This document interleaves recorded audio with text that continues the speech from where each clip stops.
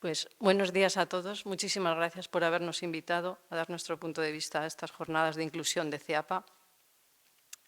Nosotros somos representantes de la Federación Española de Dislexia. Jesús Gonzalo, su presidente, yo soy su vicepresidenta. Y aunque estemos especializados en la dislexia, aquí en realidad hablamos de colectivos que tienen problemáticas comunes, tanto las DEAs, discalculia, dislexia, altas capacidades, TDAH.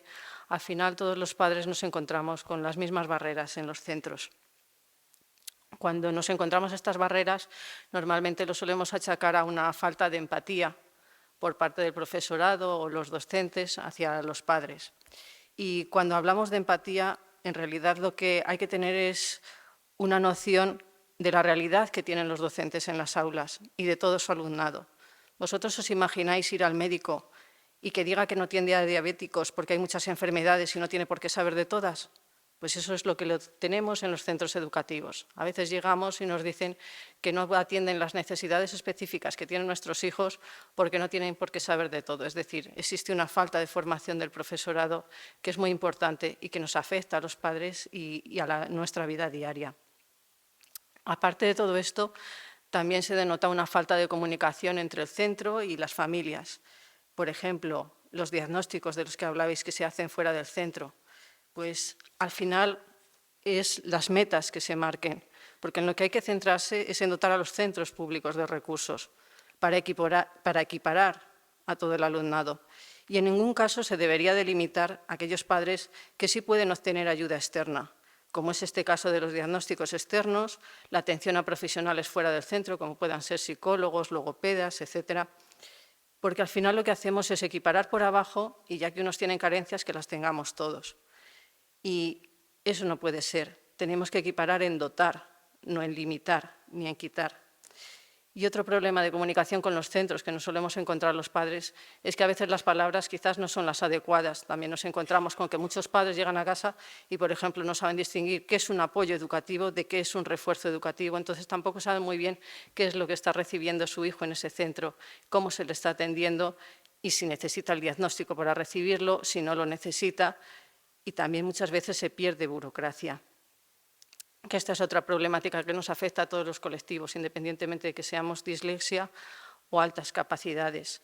También hay que tener en cuenta que se señaló antes en la parte de ruegos y preguntas de la ponencia anterior, que a veces cuando un alumno presenta 2 o más dificultades, porque existe mucha comorbilidad, solo se atiende una de ellas. Por ejemplo, el caso de la dislexia con TDAH es comórbido en un 40%. Nos encontramos que hay niños que son atendidos para su TDAH, pero no se les atiende en las adaptaciones específicas para la dislexia y al contrario. Y en el caso de las altas capacidades, por experiencia sobre todo personal, los casos de chicos de altas capacidades que nos llegan en la ESO ya llegan con problemas psicológicos bastante importantes, porque tienen esa doble excepcionalidad donde con las altas capacidades solventan carencias que tienen en la dislexia y al final no brillan como deberían de brillar, porque no se les está atendiendo ambas cosas, altas capacidades y dislexia. ¿Qué ocurre al final con todas estas cosas? Los sentimientos que tenemos los padres, que hoy estamos aquí como AMPAs y entonces vamos a hablar como padres. A veces el sentimiento es que estamos incluidos, tienen a nuestros hijos incluidos, que se puede parecer a la palabra inclusión, pero al final es incluidos en el edificio, que van allí y tienen que ir a un edificio donde están todos dentro, pero que no están integrados ni en la metodología de los centros, ni en su dinámica, ni muchas veces en sus recursos. Yo creo que todos los que estamos aquí hoy, y más siendo las jornadas que son, entendemos estos sentimientos que os estoy trasladando y los compartimos. Nos vamos a centrar quizás un poquito más en la dislexia, porque es nuestro campo, pero os vuelvo a repetir que las problemáticas de todos son las mismas, de todo el colectivo, y podéis interrumpirnos y de hacer luego las preguntas que deseéis. Y ahora va a hacer la ponencia Jesús.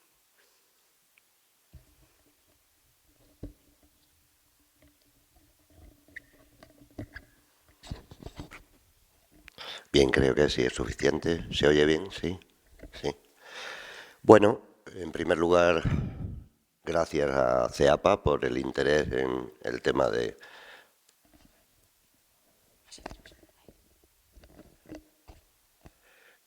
que nos ocupa a continuación.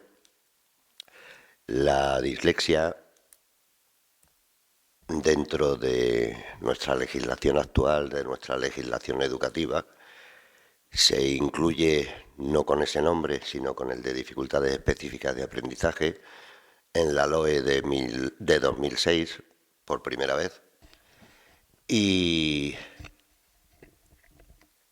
en el punto tercero del artículo 71.2 aparece como dificultades específicas de aprendizaje, junto con las NEE, las altas capacidades y algunas otras variables más que se tienen en cuenta en ese articulado de 2006. Y es sin ninguna duda el problema más frecuente en la escuela. Estamos hablando probablemente de en torno a un 10% de presencia de estos trastornos en el mundo escolar.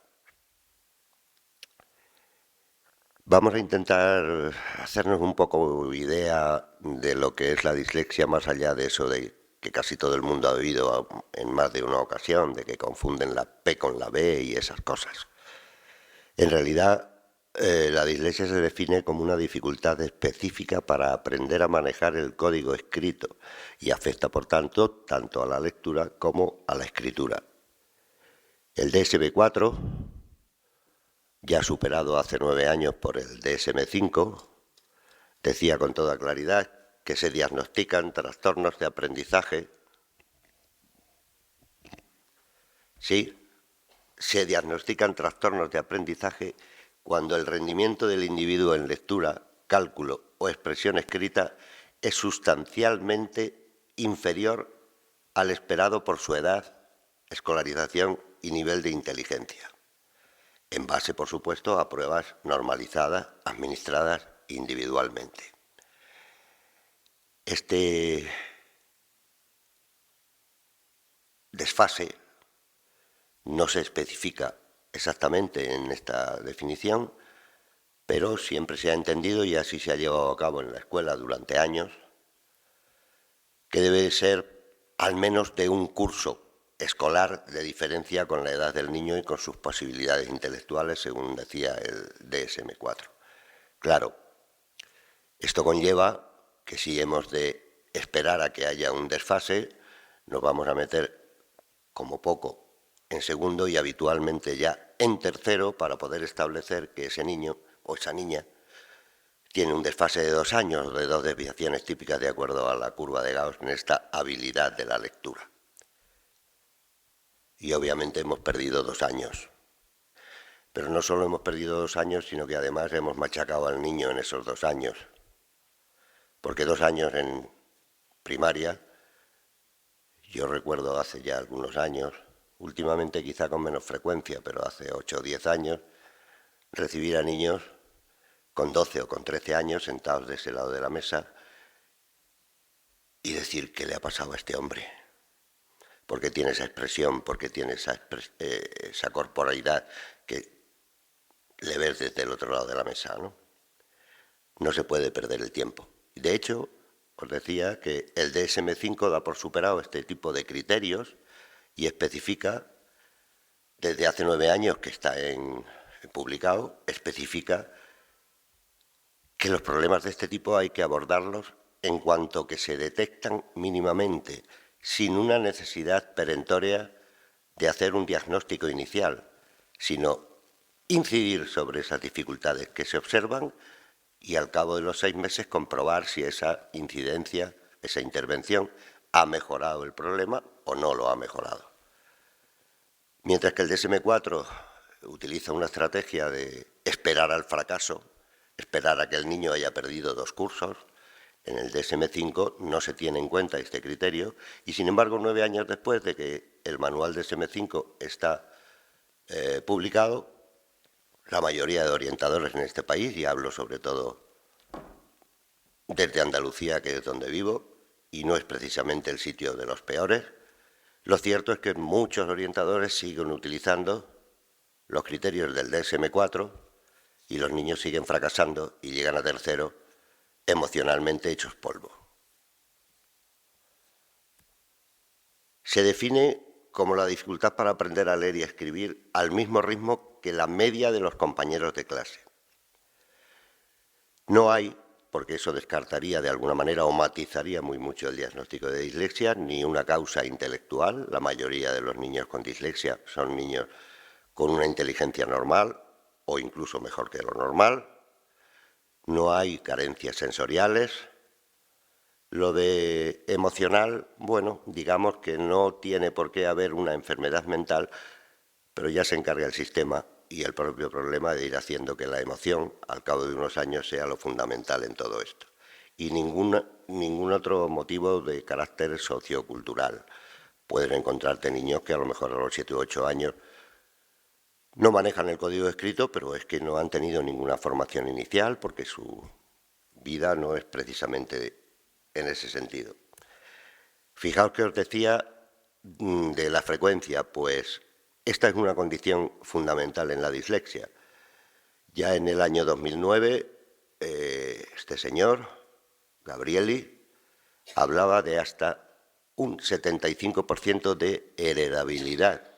Hoy, el poder hablar con las familias, el poder tener una conversación con los padres, a según qué edades, si ha habido a lo largo de la vida de esa madre o de ese padre indicios de que pudiera tener una dificultad, es un indicador para nosotros para tener muy en cuenta el seguimiento de ese niño. Porque si hay un antecedente familiar en la familia, lo más probable es que esto suceda. Ya veis que sucede hasta en un 75% de los casos. Conocemos muchas familias que tienen 3 hijos y los 3 son disléxicos, otras que tienen 3 hijos y solo uno sale disléxico, o familias que tienen 6 hijos y el padre disléxico y los 6 hijos disléxicos. O sea que realmente este es un factor a tener en cuenta a la hora de esa intervención y detección precoz que hablaba antes, Purificación. Es una condición neurobiológica. Es algo que se debe al neurodesarrollo. Y en tanto que es una cuestión de neurodesarrollo, no es una cuestión de maduración. Hay un mal establecimiento de determinadas neuronas en determinados sitios, que ahora veremos alguna imagen, que es lo que da lugar a ese funcionamiento del sujeto con dislexia. Por lo tanto, se nace disléxico y se muere disléxico. Es un problema crónico. Por supuesto, con una detección e intervención adecuada y lo más proactiva posible, lógicamente sus consecuencias pueden ser paliadas o mejoradas, pero no acabaremos con el problema porque las bases del neurodesarrollo siguen estando tocadas. Esto era un poco lo que ya en el año 79 el profesor Galaburda de la Universidad de Harvard encontró en los estudios que hacía sobre cerebros muertos de personas que habían tenido este tipo de dificultades. Se produce, como veis ahí, una amalgama en esa imagen, una amalgama de células que no se han juntado como correspondería que se juntaran, y esa anatomía de las células en esas zonas, que ahora veremos en qué parte del cerebro están, son las que dan lugar a ese funcionamiento anómalo, fundamentalmente en aquello que llamamos el reconocimiento de los sonidos y su correspondencia con la escritura. Hay, como veis, diversas zonas del cerebro implicadas, y ahí podéis ver, por ejemplo, en la parte izquierda, cómo se activa el cerebro de una persona no disléxica y qué diferencia de actividad hay entre un niño disléxico y un niño no disléxico, ambos en proceso de aprender a leer. Como veis en el caso de la fotografía central del niño disléxico, hay apenas 3 zonas que son las que se activan, y si os fijáis bien con el de la derecha, se activan también, digamos que más levemente o más suavemente. En función, como estamos diciendo, de que se trata de una cuestión que tiene bases del desarrollo neurológico, yo a veces la verdad es que con los años cada vez dudo más de ese criterio o ese diagnóstico que se ha utilizado durante mucho tiempo de la falta de maduración para la lectura en algunos niños. Pero bueno, como se sigue utilizando, no es lo mismo esperar a que algo madure a una situación como la que presenta el disléxico, donde la cosa ya sabemos que va a ser permanente. Insisto en que dudo mucho, cada vez más, que exista ese diagnóstico de retraso madurativo de la lectura. Algo está pasando, salvo que, como decíamos antes, pues forme parte de un contexto social, económico del sujeto en el que no se haya dado un entrenamiento activo en la lectura. Pero en cualquier caso no sería una cuestión de maduración, sería simplemente una cuestión de entrenamiento, puesto que no se ha hecho antes, ¿no?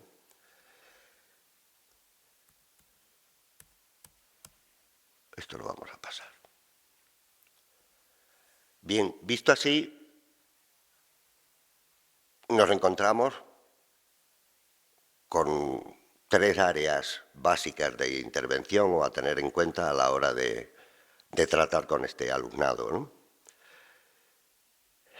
La evaluación y reeducación especializada, la participación de las familias, sobre todo por lo que sufren, y el sistema educativo. Cuando hablo de evaluación y reeducación especializada, me refiero a esa intervención que se puede hacer en un gabinete privado o que se puede hacer en una consulta de algún especialista. No es lo que más me preocupa. No es lo que más me preocupa porque se supone que son profesionales, los profesionales de la logopedia, que saben intervenir, aunque como en todos los grupos humanos y en todos los colectivos profesionales los habrá mejores y peores. Y, por supuesto, además de los logopedas, los especialistas en valoración, como decía antes, purificación. Yo también soy partidario de que el diagnóstico, la evaluación psicopedagógica se haga dentro del equipo de orientación. No desdeño, por otra parte, no desdeño para nada los informes externos, porque creo que siempre pueden ser una ayuda, pero obviamente esto es un problema educativo y debe ser abordado desde el punto de vista educativo. Que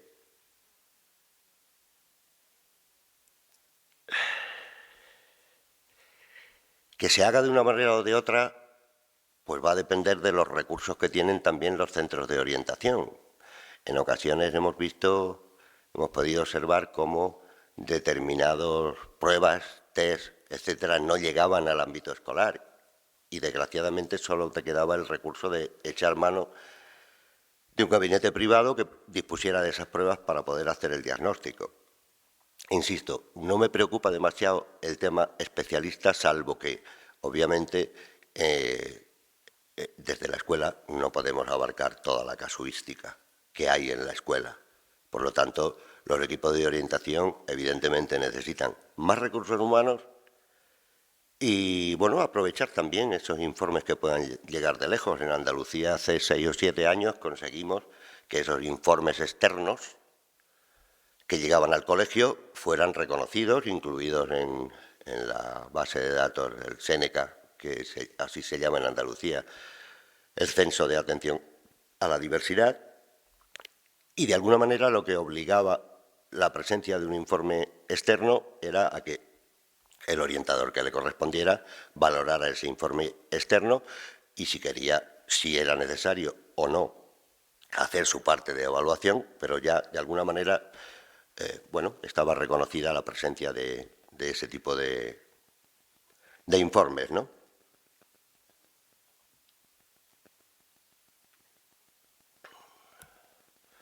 Luego está la participación de la familia, después detallaremos más. Es la familia la que día a día tiene que lidiar con el niño. Cuando vuelve del colegio, cuando se va al colegio, es la familia la que tiene que asumir las dificultades específicas del niño, cuando la real dificultad no se da en el ámbito familiar, sino en el ámbito educativo. Realmente el problema de la dislexia, si la escuela no existiera, si no tuviéramos todos obligados a aprender a leer, no sería problema para la persona. Pero desgraciadamente, entre comillas, es necesario aprender a leer. La información hoy, aunque sea a través de Internet, la leemos y por lo tanto es fundamental, ¿no?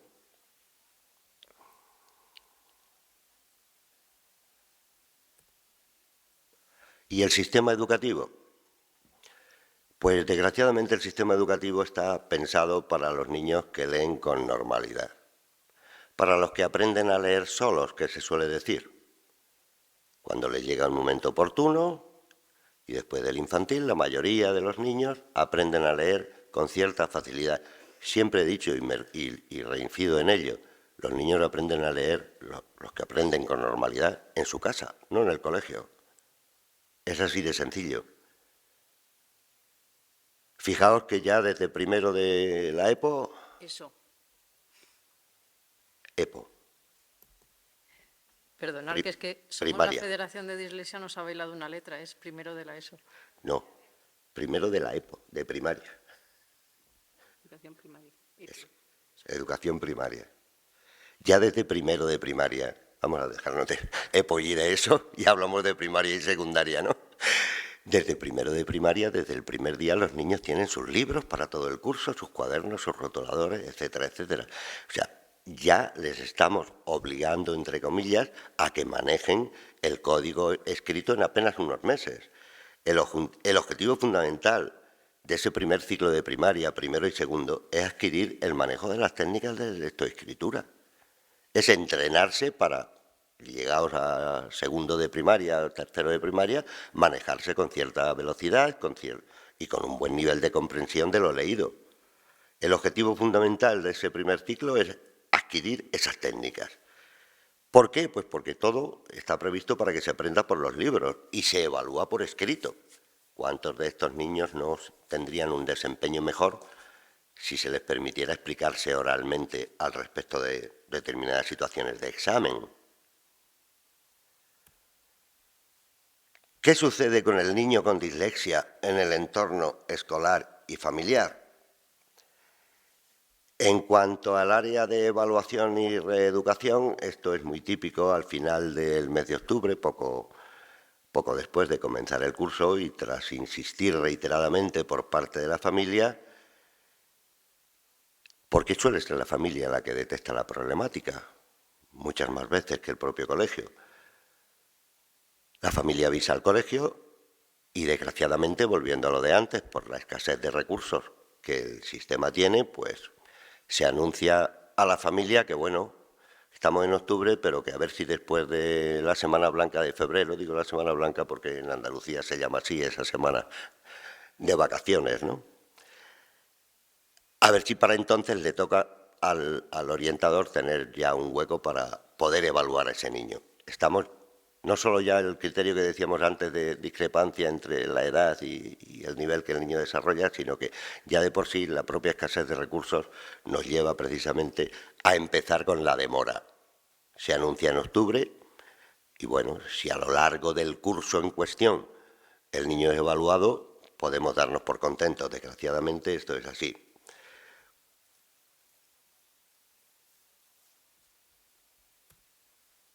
La familia. ¿Qué ve la familia? Lo que la familia ve es que el niño no sabe organizarse, se olvida de las tareas, no se acuerda dónde tiene el libro o el cuaderno de lengua, de mates, etc. Pasa el tiempo y por más que le dedique, sigue leyendo muy lento, deletreando y con muchos errores. Obviamente, si no lees con una relativa fluidez, no puedes comprender lo que estás leyendo. Si tu atención está enfocada en ese momento a decodificar aquello que allí está escrito, a este ritmo, si yo mismo leyera un texto a esta velocidad, al final yo no me habría enterado de nada, porque estoy poniendo, y esa es la dificultad del niño, toda la atención en ver qué pone allí, no qué es lo que significa. No puedo estar a las dos cosas. Necesita mucho tiempo para hacer los deberes, los hace mal, los hace sucios, desorganizados, y al fin y al cabo son deberes que no ha hecho en el colegio, por eso viene con cosas para casa. En cualquier otro tipo de actividad que no tenga que ver con el tema, pues bueno, suelen ser niños bastante normalitos, activos, creativos. Últimamente ha habido algunas investigaciones en los últimos meses, en el último año, que vienen un poco a refrendar esa idea que siempre decimos de que el niño con dislexia es un niño muy creativo, muy imaginativo en general. Sí, parece que las últimas investigaciones van un poco más allá incluso y definen esta habilidad, no sé muy bien cómo llamarla, como una respuesta evolutiva de la especie ante el mundo globalizado en el que vamos viviendo.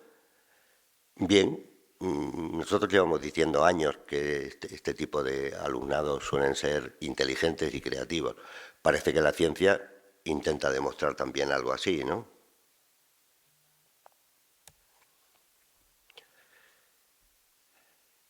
¿Qué hacen en casa?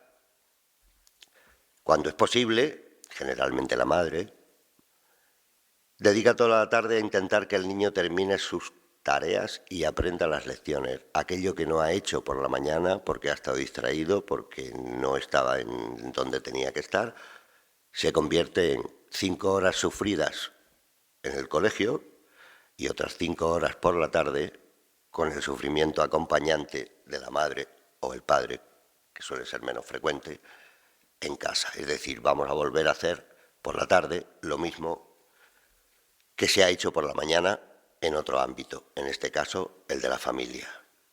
Esto es agotador para cualquier persona. Si vas a tu trabajo, no lo haces bien y vuelves a casa y tienes que seguir haciéndolo y al final te tiras 8, 10, 11 horas dedicados en estas edades, los niños lo que tienen que hacer por la tarde es jugar. Yo soy enemigo, totalmente enemigo de los deberes. Lo digo con toda claridad. Creo que lo que no se haga en el colegio es responsabilidad de quien ha tenido a esos niños en el colegio durante toda esa mañana.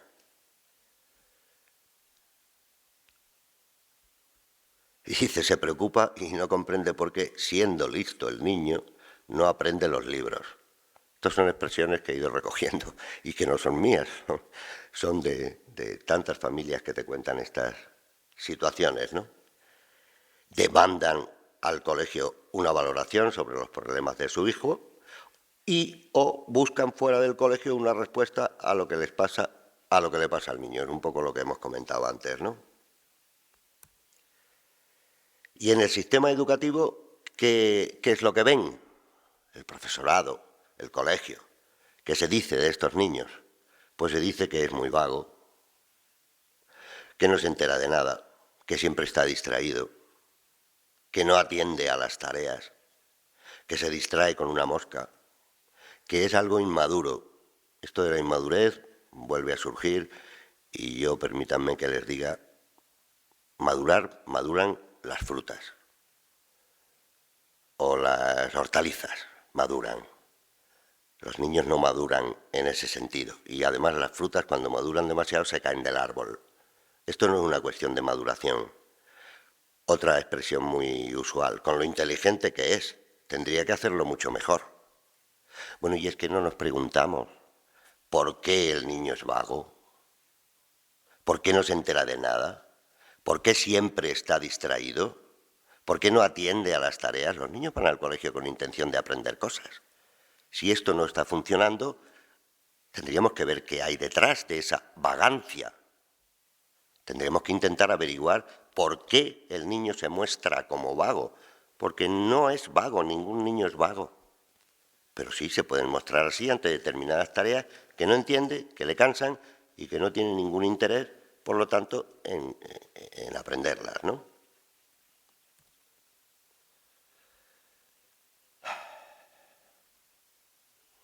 Otra de las cosas que te puedes encontrar en el colegio es el negacionismo. Ahora que está muy de moda esta palabra con tantas cuestiones sociales, el negacionismo acerca de la existencia de la dislexia. Hasta no hace mucho tiempo, hasta hace 2, 3, 4 años, yo estoy cansado de escucharles incluso a orientadores, no digo ya al profesorado, que qué es eso de la dislexia. Caramba, pues entra en internet, pregunta, estúdialo y no niegues algo que está más que demostrado científicamente, pero esto sigue estando ahí en cuestión. ¿Qué es eso de la dislexia? Esos son, a veces lo he escuchado también, esos son excusas para que el niño... No son excusas, es una realidad biológica que existe y que está demostrada científicamente hace muchísimo tiempo. Otra cosa que suele suceder es esto otro, ¿no? Que no es nada habitual que el niño sea derivado a los servicios de evaluación y orientación dentro del colegio. Probablemente por lo que ya hemos mencionado y que Purificación nos decía antes, porque no hay recursos para todos. Desgraciadamente no hay recursos para todos. Cuando se hace por fin, han pasado meses o incluso años y estamos en lo que hablábamos al principio. Ya hemos perdido 2 años de la vida del niño. Con tantos niños en clase no se puede dedicar tiempo al que necesita más atención. Yo creo que precisamente es todo lo contrario. El tiempo se lo debemos dedicar a aquellos que necesitan un poco más de atención. Seguramente el 70-80% de los niños de un aula cualquiera solo necesitan ser dirigidos y planteados las actividades que vamos a hacer hoy. Los que realmente sí necesitan que se les atienda un poco más específicamente son ese otro 20% que entre TDAH, dislexia, discalculia y algunas otras dificultades nos lo encontramos en casi todas las aulas. Por lo tanto, y además desde un planteamiento de igualdad, la igualdad no es posible sin equidad. Si a todos los niños, a los 25 niños que tienes por delante en clase, les das lo mismo, les pides lo mismo y le preguntas lo mismo, lo que estás contribuyendo es fundamentalmente a la desigualdad. Porque sin equidad, sin darle a cada uno lo que cada uno necesita, no podemos llegar a la igualdad. Es habitual, por lo tanto, que el problema rebote a la familia, como decíamos antes. Las horas y horas que se pasan en casa por la tarde haciendo lo que se debería haber hecho en la escuela esa mañana. Otra cosa muy frecuente, y esto, el ejemplo que pongo es de mi propia familia, se señala al niño. El profesorado, en muchas ocasiones, señalan al niño. Blanca, Blanca, no sé lo que voy a hacer contigo. Esto no se le puede decir a ningún niño en un aula con sus compañeros delante. Estamos, desde el profesorado, facilitando actitudes de bullying. El niño con dislexia, o el niño con TDAH, o el niño, casi todos los de las NEAE, son fáciles objetos de bullying.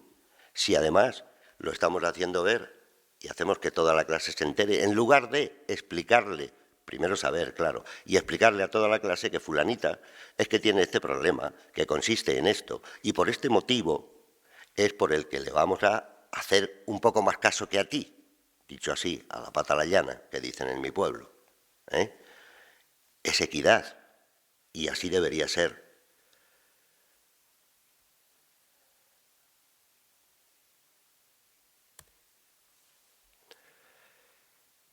Se ofrecen programas de acompañamiento y de ampliación horaria de la estancia en el colegio. Cuando yo era pequeño, en la época del dictador, en mi pueblo, ahora mirando para atrás, pienso en Virgilio, en el otro, y digo, este era disléxico y aquel otro era discalcúlico. Yo entonces no sabía nada, pero era aquello que se decía, no, es que este no vale para estudiar. Al campo, que este no vale para estudiar, disléxico. También se decía y se escuchó, lo habréis escuchado seguramente, este para los números no vale, pues seguramente tiene un problema de discalculia.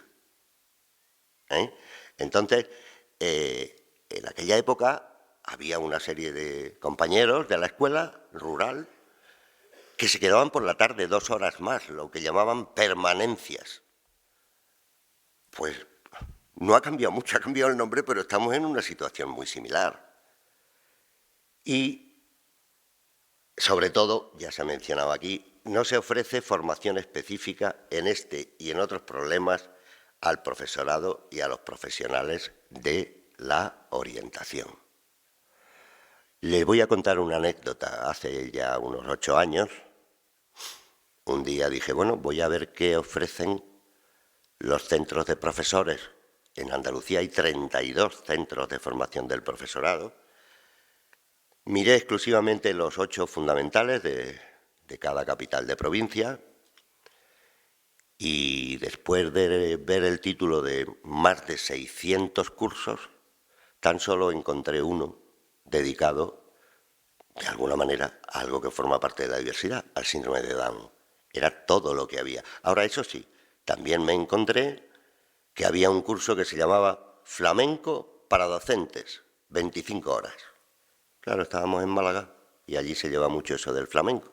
No sé yo muy bien qué tiene que ver eso con la escuela y con la formación del docente, pero bueno, ahí estaba. Claro, pregunté, averigüé, hablé con unos y con otros, y resulta que es el profesorado el que solicita a los centros de profesores, a la consejería o a quien corresponda, los cursos que quieren hacer al año siguiente. Así no me extraña que hubiera un curso de flamenco para docentes. Pero es que, díganme a alguien de los presentes o quien pueda, ¿hay alguna empresa en este país que le pregunte a sus trabajadores en qué quieren formarse? ¿O es la empresa la que decide qué quiere de sus trabajadores y en qué les forma? Parece que en la escuela funciona al revés, a gusto del profesorado. En definitiva, con estas actitudes y con esta falta de formación, ni se comprende el problema ni se aborda adecuadamente.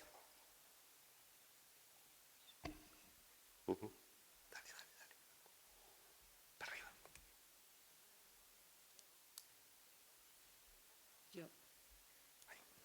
Yo quería hacer un inciso con esto que ha dicho Jesús, y es que en los centros de formación del profesorado sí que aparecen cursos específicos sobre necesidades educativas.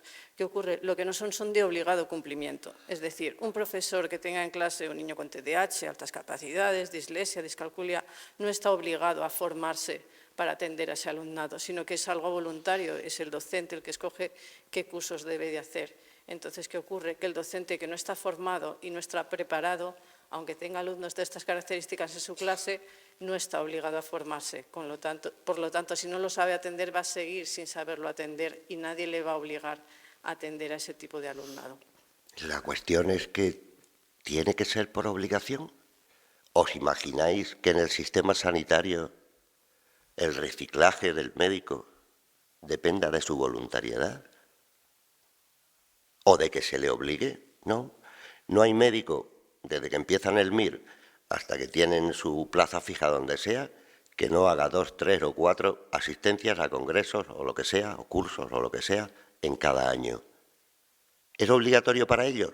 No, quizá la obligación viene de dentro y quizá en medicina eso se tiene muy claro y en educación dices, bueno, yo ya aprobé las oposiciones y ya no tengo que estudiar más. Esto, desgraciadamente, es otra realidad. La inmensa mayoría del profesorado, a pesar de que los centros de profesores ofrezcan títulos interesantes, lo que he contado desde hace 8 o 10 años.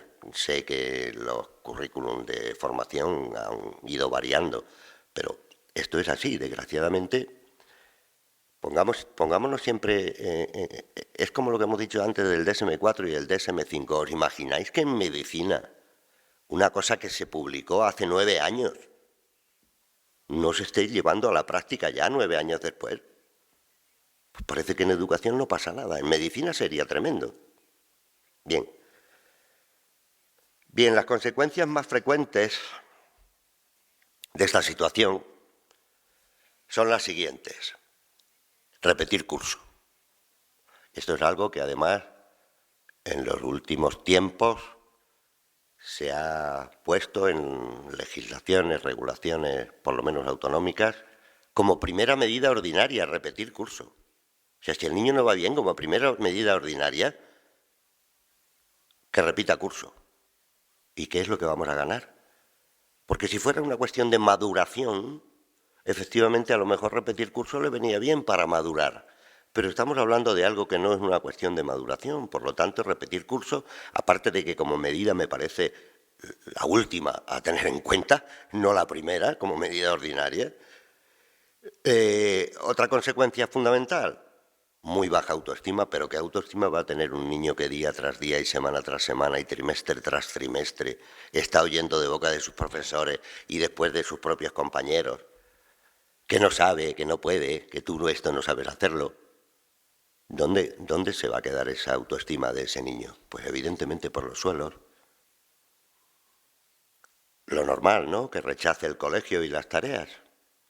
algo que no se nos da bien, vosotros pensar en algo que no sea una habilidad vuestra de cualquiera de los presentes y que tuvierais que hacerlo todos los días. Algo en lo que sois deshabilidosos y que os toca hacerlo todos los días. ¿Cómo os sentiríais? ¿Tendríais muchas ganas de ir al colegio? Luego, el tema de los síntomas psicosomáticos. No sé si alguna vez lo habréis oído, pero normalmente los niños con dificultades en el colegio, los disléxicos y los no disléxicos, el domingo por la tarde les duele la barriga, porque ya se acerca el lunes. Y a lo mejor hasta es capaz de, por la mañana a las 8, cuando se levante, salir vomitando de la cama. Reacciones psicosomáticas ante situaciones de ansiedad tan extrema para ellos que no les queda otra salida. Problemas de comportamiento, claro, esta es otra. Muchas veces dice, es que no para, es muy disruptivo en clase. Pues mire usted, si lo ve usted muy disruptivo en clase, algo tiene que estar pasando por detrás, porque eso es un comportamiento, la disrupción. Y si tú estás atento porque te interesa lo que te están planteando y porque te interesa y porque te ves hábil para hacerlo, tú no planteas problemas de comportamiento. Lógicamente, el fracaso escolar es otra de las posibles consecuencias. Nosotros decimos que un 70% del fracaso escolar en este país se computa sumando los TDAH y la dislexia. El otro 30% probablemente es debido a cuestiones sociales, a algún hecho concreto, en fin. Pero el 70% del fracaso escolar, que son unos números muy grandes en nuestro país, el 70% son disléxicos y TDAH. Las dificultades que no están comprendidas ni tratadas adecuadamente en el sistema. Delincuencia juvenil. ¿A dónde se puede llegar cuando tienes 15 años si te has pasado 9 o 10 años de la escuela sin cultivar la autoestima, sino todo lo contrario? Sabemos, aquí no tenemos estadísticas, pero tenemos estadísticas de Inglaterra, donde la población carcelaria en un 50% o un 40%, no recuerdo cómo era esto exactamente, más del 50%, tienen problemas de dislexia. ¿Qué pasa? ¿Que han llegado a la cárcel por ser disléxicos? No, han llegado a la cárcel por la vida emocional que les ha supuesto tener que abordar una situación que es muy complicada para ellos y que viene impuesta desde fuera y que es la propia sociedad y la propia sociedad educativa, y hay que defenderlo, de que hay que aprender a leer. Y cuando a alguien todos los días de tu vida durante primaria y secundaria, que en total son 10 cursos, pues ¿qué es lo que has creado? Has creado un pequeño monstruo. No es nada extraño que en la población carcelaria, no es por ser disléxico, es porque las vivencias de vida que han tenido en ese tiempo con estas condiciones les ha llevado pues, a cosas como esas. O problemas laborales. Hoy estamos peleando, por fin, después de muchos años, porque a la hora de las oposiciones de magisterio, por ejemplo, o de cualquier otra cuestión, haya también unas adaptaciones para las personas con dislexia. Porque si no, no van a poder acceder nunca a un puesto de maestro. Si no se les adapta el examen, en cuanto a, bueno, pues una parte puede ser oral, otra parte, en fin, las adaptaciones que correspondan. O problemas laborales como el que apunto aquí. También hace algunos años me escribió al correo electrónico un señor de Cádiz, creo que era de Cádiz, de un pueblo de Cádiz, y me decía que después de no sé cuántos años contratado en el ayuntamiento habían sacado la plaza de jardinero, se presentó y el hombre la primera prueba que tuvo que hacer era un dictado. Claro, obviamente suspendió y no sacó su plaza de jardinero. Realmente las consecuencias de este tipo de vivencia y este tipo de situaciones son muy duras a cualquier edad. Primero en la época escolar y después en la época adulta. ¿Qué necesitan los niños con dislexia del sistema escolar? Voy a dar algunas pinceladas de cosas que se podrían hacer, ¿no? Y que se hacen en algunos sitios, más o menos, pero así es. Esta es una cuestión fundamental. Proximidad física en su ubicación en el aula.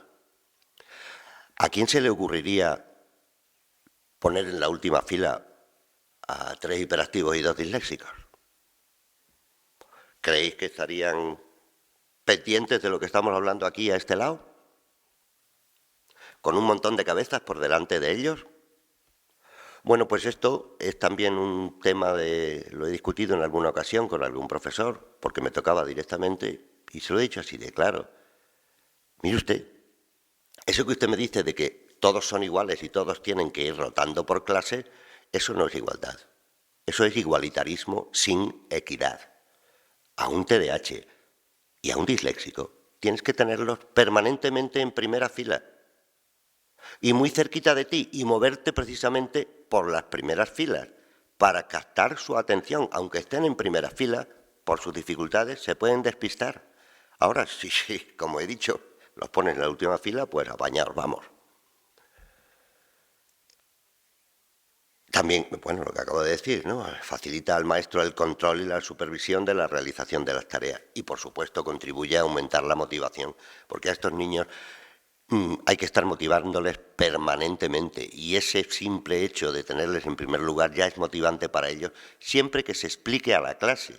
Os voy a contar algo también de todos estos años, de algo que sucedió en un colegio de Sevilla, en el que fulanito iba a clase con su ordenador. Bueno, la familia había hablado con el colegio parece que estaba muy sensible a estos temas y habían acordado que el chico pues, fuera con su ordenador porque eso le facilitaba las tareas. Bien, claro, al cabo de unos días los compañeros empezaron a alargar. ¿Y este por qué viene con el ordenador? ¿Y yo por qué no puedo traer un ordenador? Bueno, cuando esto llegó a conocimiento de la familia, la madre y el chico se sentaron frente al ordenador y prepararon un PowerPoint en donde explicaban qué era lo que le pasaba a fulanito. Fue el mismo fulanito quien lo explicó en una tutoría colectiva al resto de su clase. Al día siguiente, Rafael era el líder de la clase, porque todos habían entendido qué es lo que le pasaba a Rafael y estaban por ayudarle, mientras que hasta ese momento pues estaba enfilado para el bullying.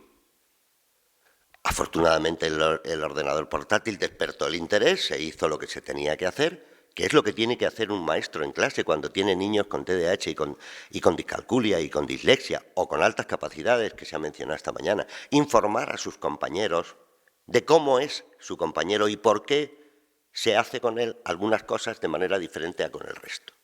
Los niños en general, cuando les explicas esto, lo entienden perfectamente y pasan a respetar a su compañero todo lo contrario de lo que hubieran hecho si no tienen esa información. Los niños cuando saben qué le pasa a su amigo, responden bien.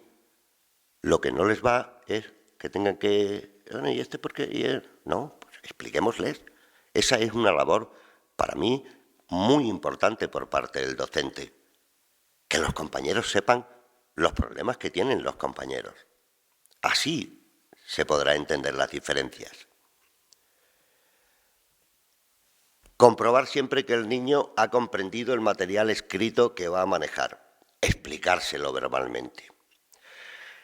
En este sentido, tengo también, además de una hija, un sobrino que estudió en los Maristas en Segovia y que hasta los 14 años sus tareas por la tarde es que se sentaba con su madre y su madre le leía las lecciones que habían visto ese día.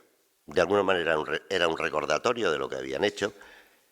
Él no dedicaba tiempo a leer porque le llevaba mucho tiempo, pero de oídas, además es un chico bastante inteligente, con que su madre le leyera las lecciones una vez ya se las sabía. Es así de simple. Y a la hora de examinar a un niño yo siempre propongo lo mismo. Ponle el examen escrito como a todos los demás, pero como le van a faltar por responder por lo menos 2 o 3 preguntas, cuando te entregue el examen, quédate con él 2 minutos y que te las diga verbalmente. Hacemos una forma mixta, por escrito, y a la hora de corregir lo escrito tengamos en cuenta algunas cosas también, pero simplemente con el hecho de que el niño se pueda explicar por oralmente, ya le estamos no favoreciendo, le estamos facilitando algo que si no, no lo tiene. Es lo que decíamos antes, la tarea de descifrar lo escrito. decodificar lo que ahí está escrito. Es el problema fundamental del niño, por lo que hemos de asegurarnos que entiende lo que está escrito. Y si no lo tenemos claro, se lo leemos en voz alta y se ha terminado. No hace falta mucho más. Igualmente como he... Dime. No, Tú iba, misma. iba a hacer un inciso, y es que aplicar este tipo de medidas, como veis, son bastante simples y bastante sencillas, y lo que ocurre es que muchas veces no se aplican. Entonces, al no aplicarse las medidas, ya empezamos a abrir de nuevo otra confrontación entre padre y profesor, porque, como vuelvo a repetir, son muy simples y a veces llegas al aula, ya ves lo que implica a un profesor que le siente en un determinado lugar de la clase y comienza ahí y te dice, no, pero si la orientadora no me pasa las adaptaciones, yo esto no lo puedo hacer o yo lo otro no lo puedo hacer. Y entonces comienza ahí esta ruptura porque no se entiende a veces por qué medidas tan simples que ayudan a estos niños no se llevan a cabo dentro de los centros. Claro, es que no estamos hablando de adaptaciones curriculares, ni significativas, ni no significativas. Estamos hablando de en el día al día, en el aula, qué pequeñas cosas, como estas que estamos mencionando, pueden cambiar tanto la vivencia y la realidad de estos niños con estos problemas. Esto es lo fundamental. Las cuestiones administrativas de adaptaciones curriculares, no curriculares, no estamos en esto. Quizás sería objeto de otro momento y de otro entorno, ¿no? Pero esto es simplemente andar por casa. Si tú tienes a un niño ciego, amblíope, ¿lo vas a poner al final de la clase? ¿En un salón como este, por ejemplo? No, es algo, no sé, de sentido común, que como decía un amigo mío, es el menos común de los sentidos.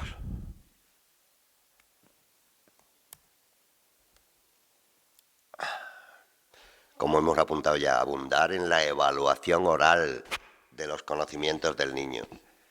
Si el medio de información más eficaz es el lenguaje hablado, también será el mejor medio para evaluarle, ¿no? Si él aprende mucho más viendo por la tele y escuchando, o vídeo, hoy hay tantos recursos. En fin, las ciencias naturales hoy, entras en YouTube y te explican desde el animal más pequeño hasta el más grande, por ejemplo. Aprovechemos estas circunstancias que han ido cambiando en este momento. El uso del lenguaje escrito siempre le penalizará en la evaluación. No vamos más que a mencionar las faltas de ortografía, que también habría que ponerlas en cuestión, porque hoy los procesadores de texto no te dejan cometer faltas de ortografía. Cuando irremediablemente tenga que hacerse por escrito, se aconseja comentar con él a solas nuevamente las preguntas o ejercicios realizados. Es lo que hemos hablado antes. Explícale al niño, entérate de que efectivamente el niño se ha enterado y escúchale.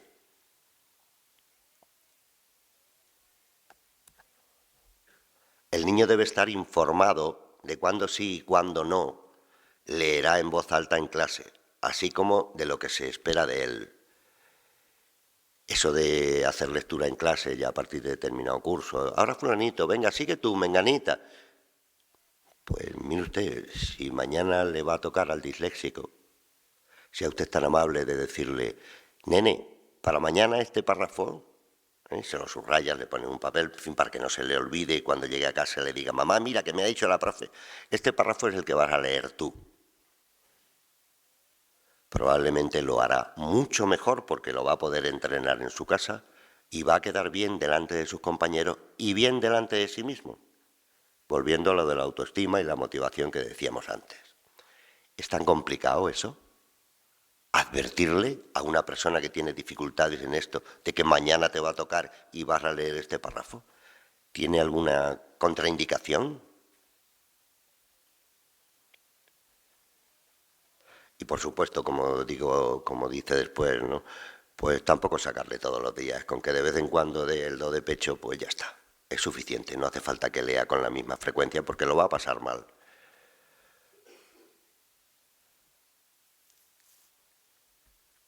Como digo ahí, se trata de darle tiempo suficiente de ensayo como para que pueda haber avances. Previo al día de la lectura en clase, se valoran con él las mejoras que ha conseguido en las últimas semanas y hasta dónde de bien puede llegar a hacerlo, así como hasta dónde no puede llegar todavía. El niño tiene que saber que confiamos en él, que le damos las ayudas necesarias para que lo hagan mejor de lo habitual, pero que sigue teniendo limitaciones y que no puede tampoco él esperar leer como el mejor lector de la clase. Pero bueno, cuanto más acerquemos esos resultados en lectura de unos a otros, pues sobre todo a nivel emocional, será fantástico. No se le deben dar textos largos para leer, pues eso, he hecho así un parrafito con 4 o 5 líneas, ya es más que suficiente.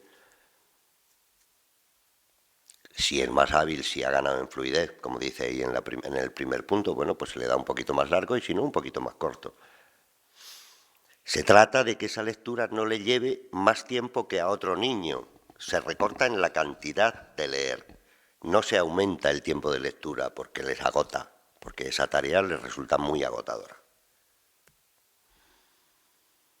Esto también es importantísimo, demostrarle personalmente, individualmente, nuestro interés. Cuando digo nuestro interés me estoy refiriendo al docente, la familia por supuesto, pero al docente.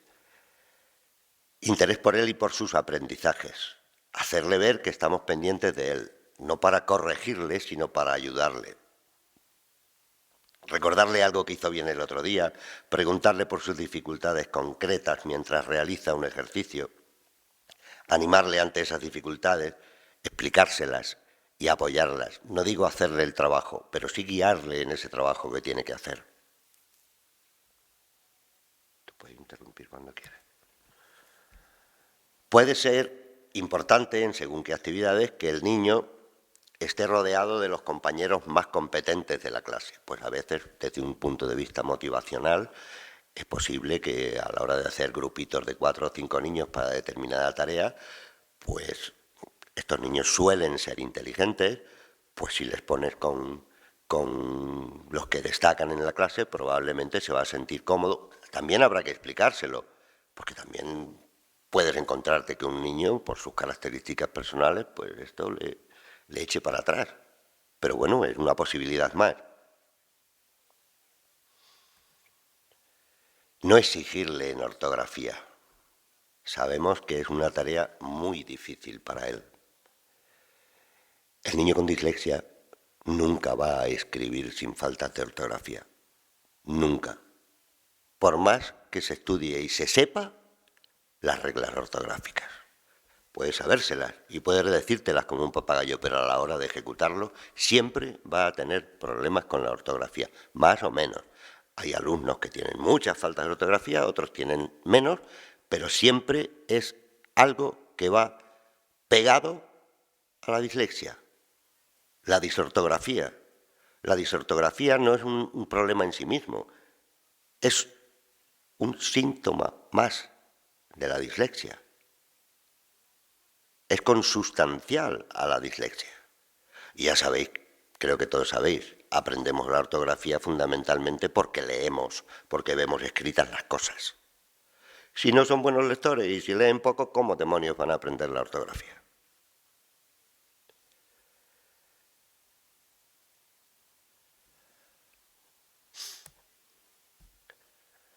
No dejarle nunca corregir él solo un dictado. Sabéis que es una práctica bastante habitual en la clase, ¿no? Vamos a hacer un dictado y una vez que hemos hecho el dictado, ahora vamos a corregir el dictado y cada uno se corrige su propio dictado a instancias del profesor. Pues los mismos errores que ha cometido al escribir al dictado no los va a identificar como errores, si es que él cree que está bien escrito así. Por lo tanto, esa es una práctica que solo va a servir para desmotivarle. Se puede intentar a posteriori, cuando ya ha sido realizada la tarea de corrección con el maestro, sobre el mismo texto, pero esto ya sería un trabajo individual que lleva un par de minutos, pero individual con el sujeto en cuestión. No creernos los resultados que nos ha dado al autocorregirse el pobrecito el dictado. Favorecer el uso y acceso a la informática. Bueno, ya hemos puesto un ejemplo antes de Rafael, como con su ordenador portátil se sintió mucho más seguro de sí mismo. Los medios informáticos en este momento son la gran alternativa para estos niños, además de un elemento motivacional para ellos. Y bueno, pues unas cosas u otras en función de... me viene ahora a la cabeza el tema de la discalculia, porque hay que aprenderse las tablas, y las tablas es muy fácil tenerlas aquí en un folio para mirarlo cuando... Pero es más, ¿para qué hay que aprenderse las tablas si cualquier móvil tiene una calculadora? ¿Es necesario aprenderse las tablas? Hombre, no las aprendemos casi todo el mundo, pero si tienes una dificultad específica con esto, lo que tienes que hacer, lo que se te debe hacer es decirte, mira cómo funciona esto. Y lo tienes ahí. Hace unos años, yo cuando hice estadística en mi licenciatura en psicología, me compré una calculadora para hacer las raíces cuadradas y todo. En fin, lo que había entonces. ¿Qué problema hay? Hoy tenemos medios para facilitarle a todos estos niños toda esta mejora. Esto también es muy importante. Personalmente, dice, comentar personalmente la corrección por escrito de los ejercicios realizados en clase. Personalmente quiere decir al margen de la clase, porque si lo que vamos a hacer es corregirle y facilitarle para que lo haga mejor, ahorrémosle el disgusto y la ansiedad que conlleva que todos tus compañeros, sobre todo si no se ha explicado previamente al grupo clase lo que está sucediendo. Esto es importante, que le ayudemos en aquello que personalmente podemos valorar con él y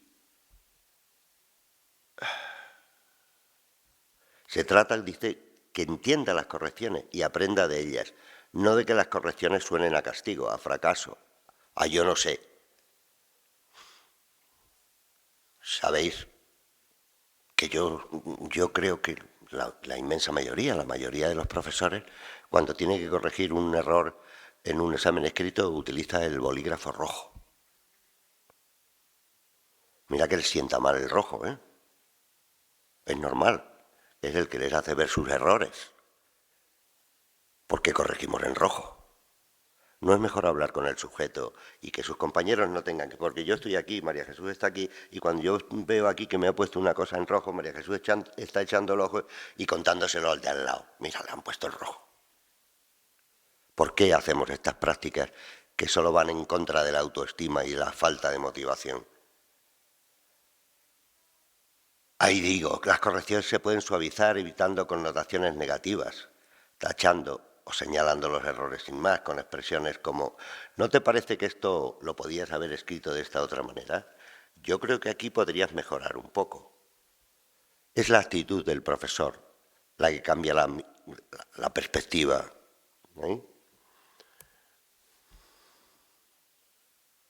No limitarle su actividad a tareas simples, sino saber dosificarle la cantidad de trabajo. Claro, no se trata de que porque tienes un problema tú vas a hacer solo pequeñas cositas. No, no. Estos niños son inteligentes y hay que darles la posibilidad de llegar hasta donde puedan llegar. No se trata de darles poco. Se trata de, si mandan, como suele ser habitual, 8 o 10 problemas de sumas y restas en primero y segundo, pues oye, pues si tienes dificultades, mándale solo 4. Si al fin y al cabo, por mucho entrenar, si no eres bueno y si no lo aprendes con facilidad, lo que vas a entrenar es el error.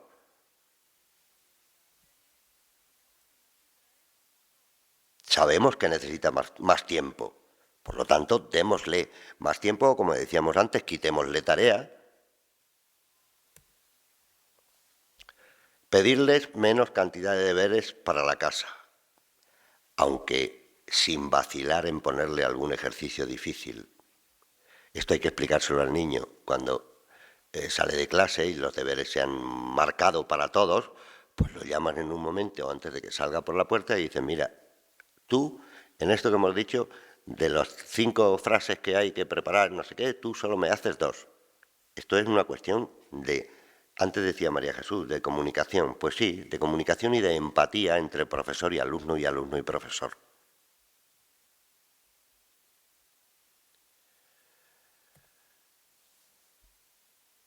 No dudar en repetirle y explicarle las cosas, no siempre de la misma manera y con las mismas palabras, si no ha entendido una determinada expresión. Para eso somos adultos y para eso podremos optar a un vocabulario quizá más accesible o más conocido para él. El niño con dislexia pista muy fácilmente y su atención es fluctuante. Repetir las cosas y explicaciones cuantas veces sea necesario.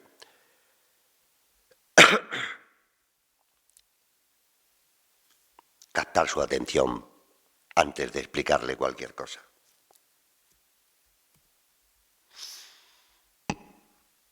Escribir y escuchar, volvemos al dictado, escribir y escuchar simultáneamente, que es eso, hacer un dictado. Tú estás escuchando y a la vez tienes que ir escribiendo. Esa es una tarea muy difícil para estos niños. Muy difícil, porque tiene que estar pendiente de qué es lo que le están dictando y ahora a ver cómo lo escribo. Podríamos suprimirle la mayoría de los dictados, hacerle un dictado más corto. En fin, habría que adaptar un poco esa tarea del dictado y no hacérselo como a todos los demás. El ritmo del dictado debe ser inferior, obviamente, no podemos dictar a un niño con estas dificultades a la misma velocidad que dictamos al resto de la clase, porque es que se va a perder cuando llegue a la quinta palabra que tú has dicho y él está en la segunda, ya no sabe ni cuál es la tercera, ni la cuarta, ni la quinta, porque no se le ha quedado, porque además otra de las características de estas dificultades es esa falta de memoria inmediata, de memoria de trabajo que llamamos, ¿no? Si no se te ha quedado, ya has perdido el dictado. La finalidad de todas estas tareas al final es adaptarse al niño, porque lo que ocurre es que es el niño el que le obligamos a adaptarse al sistema educativo, no el sistema el que se adapta al niño. Entonces, ¿qué ocurre con esto? Que estos niños han nacido como han nacido, no los podemos cambiar, por lo tanto no se pueden adaptar a determinadas medidas. Es un poco en la línea de lo que nos está explicando ahora Jesús. Y todo tiene que tener una finalidad, porque se ha hablado de los dictados, en el caso de la dislexia en particular, con niños que tienen estos problemas con la ortografía, que no son capaces de memorizar palabras, de saber si algo se escribe con B o con V o con Y o con L, porque son sonidos que el sonido es el mismo, pero luego la grafología es diferente, el símbolo es diferente. Pues lo que ocurre es que estos dictados tienen que tener una finalidad. La finalidad no puede ser hacer un dictado por hacer un dictado, que apliquen reglas ortográficas. Por ejemplo, en el caso de un niño con dislexia, lo ideal es colocar 5 palabras, pero 5 palabras que sean comunes, hacerle una tarjetita, meterle algo visual para que él relacione esa palabra con la letra en concreto, tenerlas delante y centrarse en esas. No puedes pretender meterle un dictado de Bs y Vs y que ahí no te cometa errores ortográficos, porque te los va a cometer. Por esto que os explico de que le cuesta mucho, cuesta y es algo que ha nacido con ello. Lo que ocurre es que en el sistema educativo, y todos también, yo me incluyo, yo os voy a hablar, yo fui una lectora precoz, yo con 4 años ya sabía leer y además profesionalmente soy bibliotecaria, pero la vida o el karma me castigó porque tengo un hijo con dislexia y mi marido también tiene dislexia. Entonces sí que es cierto que cuesta mucho comprender que hay personas que no todas tenemos las mismas capacidades y que no todo en el colegio es cuestión de práctica, de que tienen que practicar mucha lectura y así leen bien, que practiquen mucha escritura y así escriben bien, o que hagan muchas cuentas y así van a calcular bien, porque eso no es la realidad y la estamos negando. Y quiero romper también una lanza en favor de los profesores, porque claro, a las asociaciones nos llegan casos muy críticos y la legislación, las órdenes, la LOMLOE es la misma para todo el equipo docente. Entonces, ¿por qué hay docentes con los que no tenemos ningún problema y hay otros docentes que hacen la escolarización de nuestros hijos una auténtica pesadilla? Porque eso también ocurre. Es decir, al final me da un poco de rabia por esta profesión porque traemos casos que parece que siempre los vemos a todos como los malos de la película y no es así. Si es que a veces es una minoría, pero es una minoría que mete mucho ruido y es incomprensible por qué el sistema no adopta medidas para estos profesionales que no están ejerciendo bien su profesionalidad, por así decirlo. Por ejemplo, el maltrato físico está fuera de las aulas, pero el maltrato psicológico está presente y no pasa nada, porque en las asociaciones nos llegan estos casos cada día. Hay niños que psicológicamente se les machaca mucho, como bien dice Jesús, esto acaba en casos de bullying, porque si el adulto de la clase no te respeta, ¿cómo te van a respetar tus iguales? Muchas veces se provoca. Ha habido una parte de la ponencia donde se ha hablado del principio, cuando están en infantil y demás. Claro, infantil no es obligatoria, pero luego resulta que llegamos a primero de de primaria, que ya es la enseñanza obligatoria, pero ya estamos exigiendo que ya tengan determinadas habilidades o conocimientos, y los exigimos además. Y claro, se crean rupturas, porque a ti te dicen que un niño tiene falta de madurez y tú como padre, ¿qué haces? Vas a hacer dos vías, o te vas a quedar paralizado o vas a buscar ayuda externa. En esa búsqueda de ayuda externa, si por ejemplo te llega un diagnóstico, luego llegas al centro con ese diagnóstico y te dicen no lo aceptamos porque es un diagnóstico privado y tú te lo has buscado externamente. Es decir, la ruptura viene marcada muy desde los centros.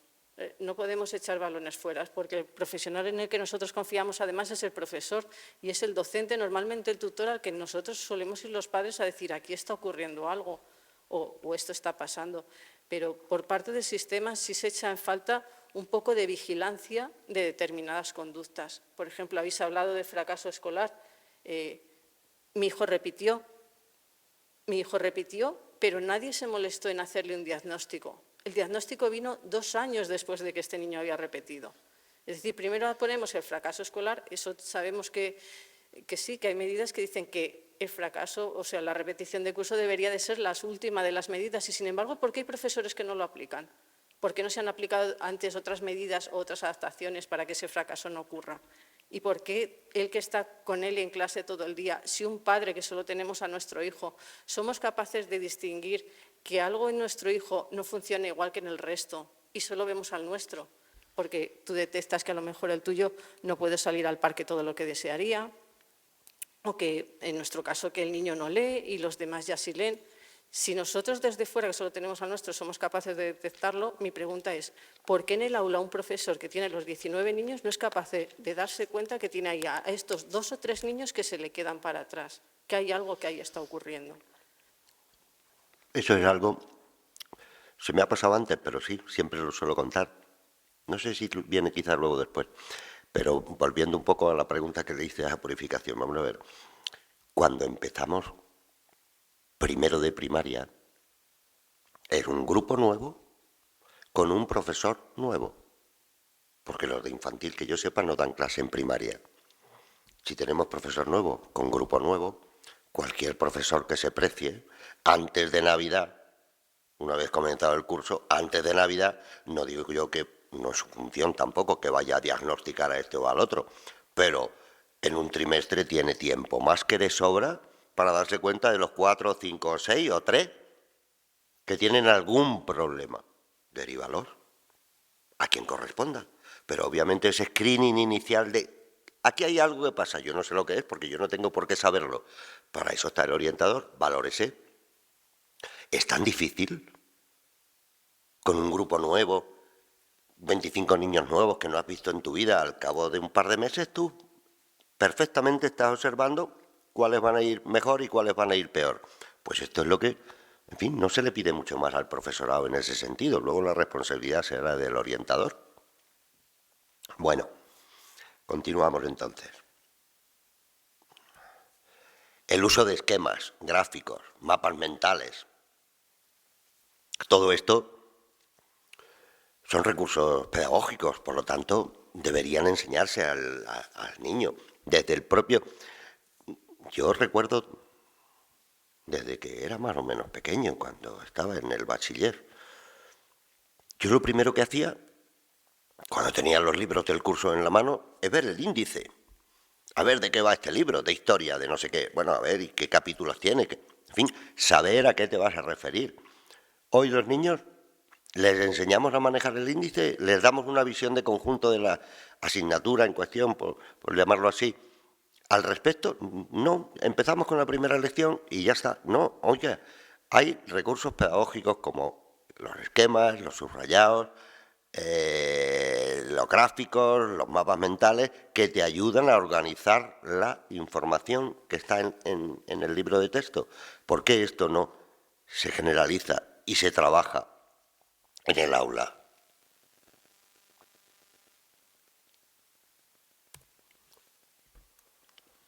Esto también es muy importante.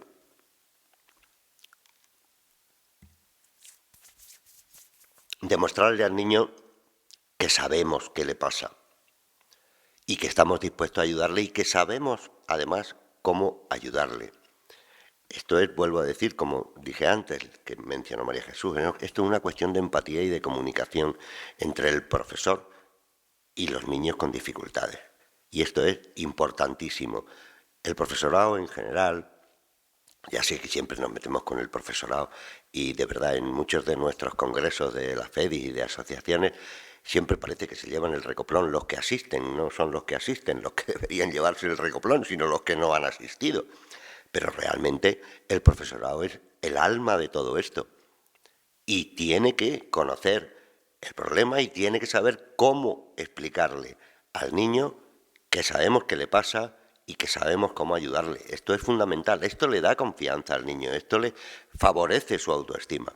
Si no existen este tipo de comportamientos y de intercambios entre el profesor y el niño en cuestión y toda la clase, no lo estamos haciendo bien.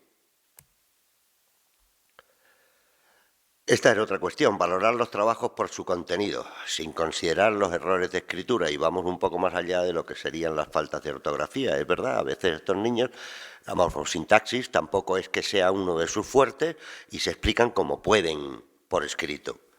Pues, mire usted, al margen de cómo lo haya dicho, tenemos que tener claro si conoce y si maneja o no el contenido de aquello que está escribiendo malamente.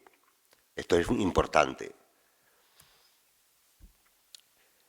No esperar, esto es una cuestión de expectativas, no esperar que alcance un nivel lector igual al de otros niños. No, tampoco podemos engañarle. No podemos decirle al niño que si entrena y entrena y entrena va a leer como fulanito que es el mejor lector de la clase, ¿no? Hay que centrar expectativas y además dentro del problema disléxico encontrarás niños que, bueno, acaban leyendo más o menos muy cercano a la media y otros que no dan tanto de sí. Recuerdo hace también ya bastantes años, 12 o 14 años, vi un niño con 17 años que parece que era un reconocido mecánico de motos, creo que era mecánico de motos. No sabía leer. O sea, realmente no sabía leer. Le costó leerme un renglón, lo que no está escrito, y leyó aquello que le pareció bien. No coincidía con lo que allí había. Con 17 años había pasado por la escuela entera, primaria, secundaria, y no sabía leer. Las diferencias individuales a veces son muy fuertes también. El disléxico no es todos los disléxicos, no, cada uno tiene sus peculiaridades de la dislexia y de sus vivencias y de su autoestima, que todo ha sido, en fin. Esto es importante, centrarle las expectativas al niño. Y a la hora de evaluar, pues no podemos hacerlo con los mismos parámetros que a los demás. Hay que tener en cuenta que son más lentos y que tienen más dificultades. Saber que requiere más tiempo que los demás para terminar sus tareas. Esto lo hemos conseguido ya hasta para los exámenes de carnet de conducir de la DGT. Que tengan más tiempo que los demás. Es que es fundamental. Si tú lees despacio y tienes que leer 2 o 3 veces el mismo párrafo para enterarte más o menos de aquello que allí dice, necesitarás más tiempo. Y además a sabiendas de que estás haciendo un esfuerzo mayor que cualquiera de los compañeros. Si se le ajusta la cantidad de tarea, el niño podrá sentirse seguro de sí mismo, al comprobar cómo él también termina con los demás. No va a hacer lo mismo que los demás, pero si somos capaces de ajustarle adecuadamente, pues él tendrá la sensación de que lo ha hecho como los demás, con sus dificultades, sabiendo que las tiene. A la hora de valorar los exámenes, esto está mal puesto. Tengo que revisarlo. No, porque no serían criterios, realmente no son criterios diferentes, los criterios tienen que ser los que tienen que ser, pero bueno, este tipo de adaptaciones que estamos viendo nos debe llevar a cierta flexibilidad por parte del profesorado. Aceptar, esto es otra cuestión de expectativas, como antes, aceptar que se distraiga con mayor facilidad que los demás. Tenemos que contar con eso. Por eso si le tenemos al final, ni nos enteramos de que se distrae. Y él no se entera de lo que está pasando en el pizarrón.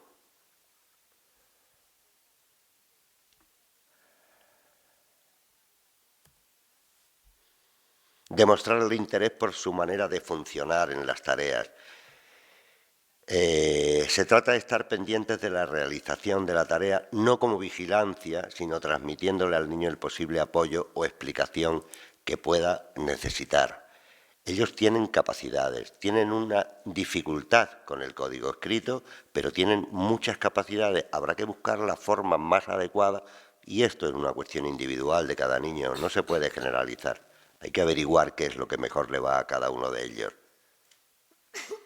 Y que haya esa disposición, que nos vea, que sienta que realmente estamos dispuestos a ayudarle y no a corregirle sin más. No frenar su imaginación. A algunos con el tiempo pues se les frena y se hunden, como aquel que os he referido hace un rato, que lo primero que pensé ante su actitud postural y demás es ¿qué tren le ha pasado por encima a este chico? Pues le había pasado el tren de la primaria. 6 años. No frenar su imaginación, como hemos dicho antes, siempre hay cosas que puedan ser interesantes y si no le tenemos cohibido y apretado al niño o niña con dislexia, siempre va a tener algún recurso imaginativo. Y eso es muy importante para favorecer el desarrollo emocional, evidentemente.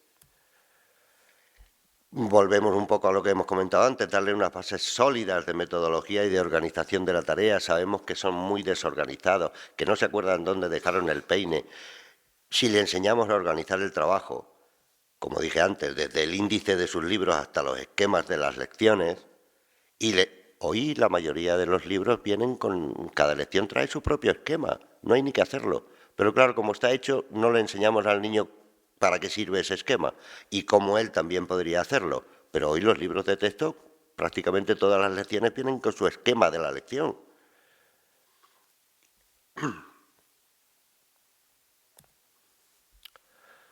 Bueno, esto suena un poco así, pero creo que también tiene su valor. Nada de piedad, pero sí indulgencia y perseverancia. No se trata de apiadarnos del pobre disléxico. No se trata de apiadarnos, se trata de hacerlo bien metodológicamente, con esas actitudes de ayudarle y que no ayudarle no es corregirle. Corregir, no, la corrección incluso a los adultos a veces nos puede molestar que alguien nos corrija. Pues a un niño que está aprendiendo, imaginaos. Darle otras responsabilidades alternativas dentro de la clase. Y no sé ahora cómo se hará, pero yo recuerdo que cuando el profesor en un momento se tenía que ausentar del aula, pues porque iba a hacer pipí o lo que fuera, decía, tú encargado hasta que yo vuelva. Oye, pues esas responsabilidades también se las puedes dar a él, no solo al más listo de la clase. Eso motiva mucho a quien el maestro delega en él los 3 minutos que va a ir a hacer pipí. Me parece que, ¿por qué se lo va a llevar siempre el listo de la clase? El que más destaca en el sentido positivo. Pues repartamos esas tareas y eso motiva, porque eso es que es el maestro que me ha dejado a cargo vuestro.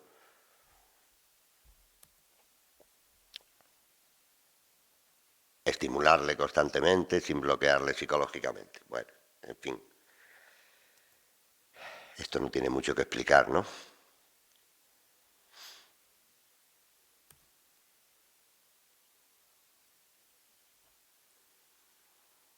Y toda esta actitud que yo estoy intentando transmitiros, ¿qué pensáis? ¿Es sobreprotección? ¿La familia le exige al colegio porque está muy preocupada? Porque esto nos lo han dicho muchas veces, es que esta madre es muy sobreprotectora.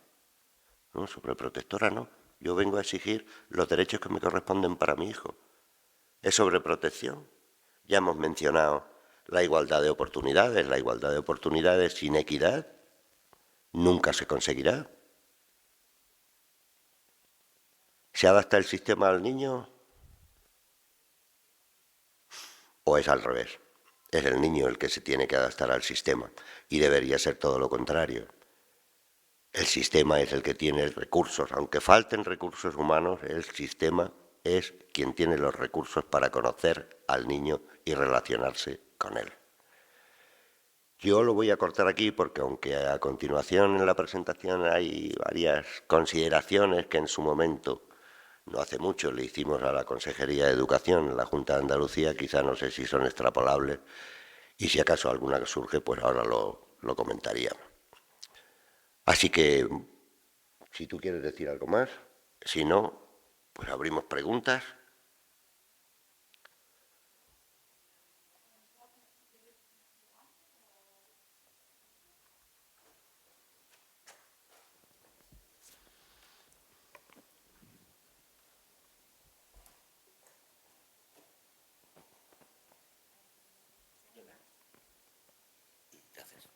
Hola. Hola, sí, soy Agustín de Valencia.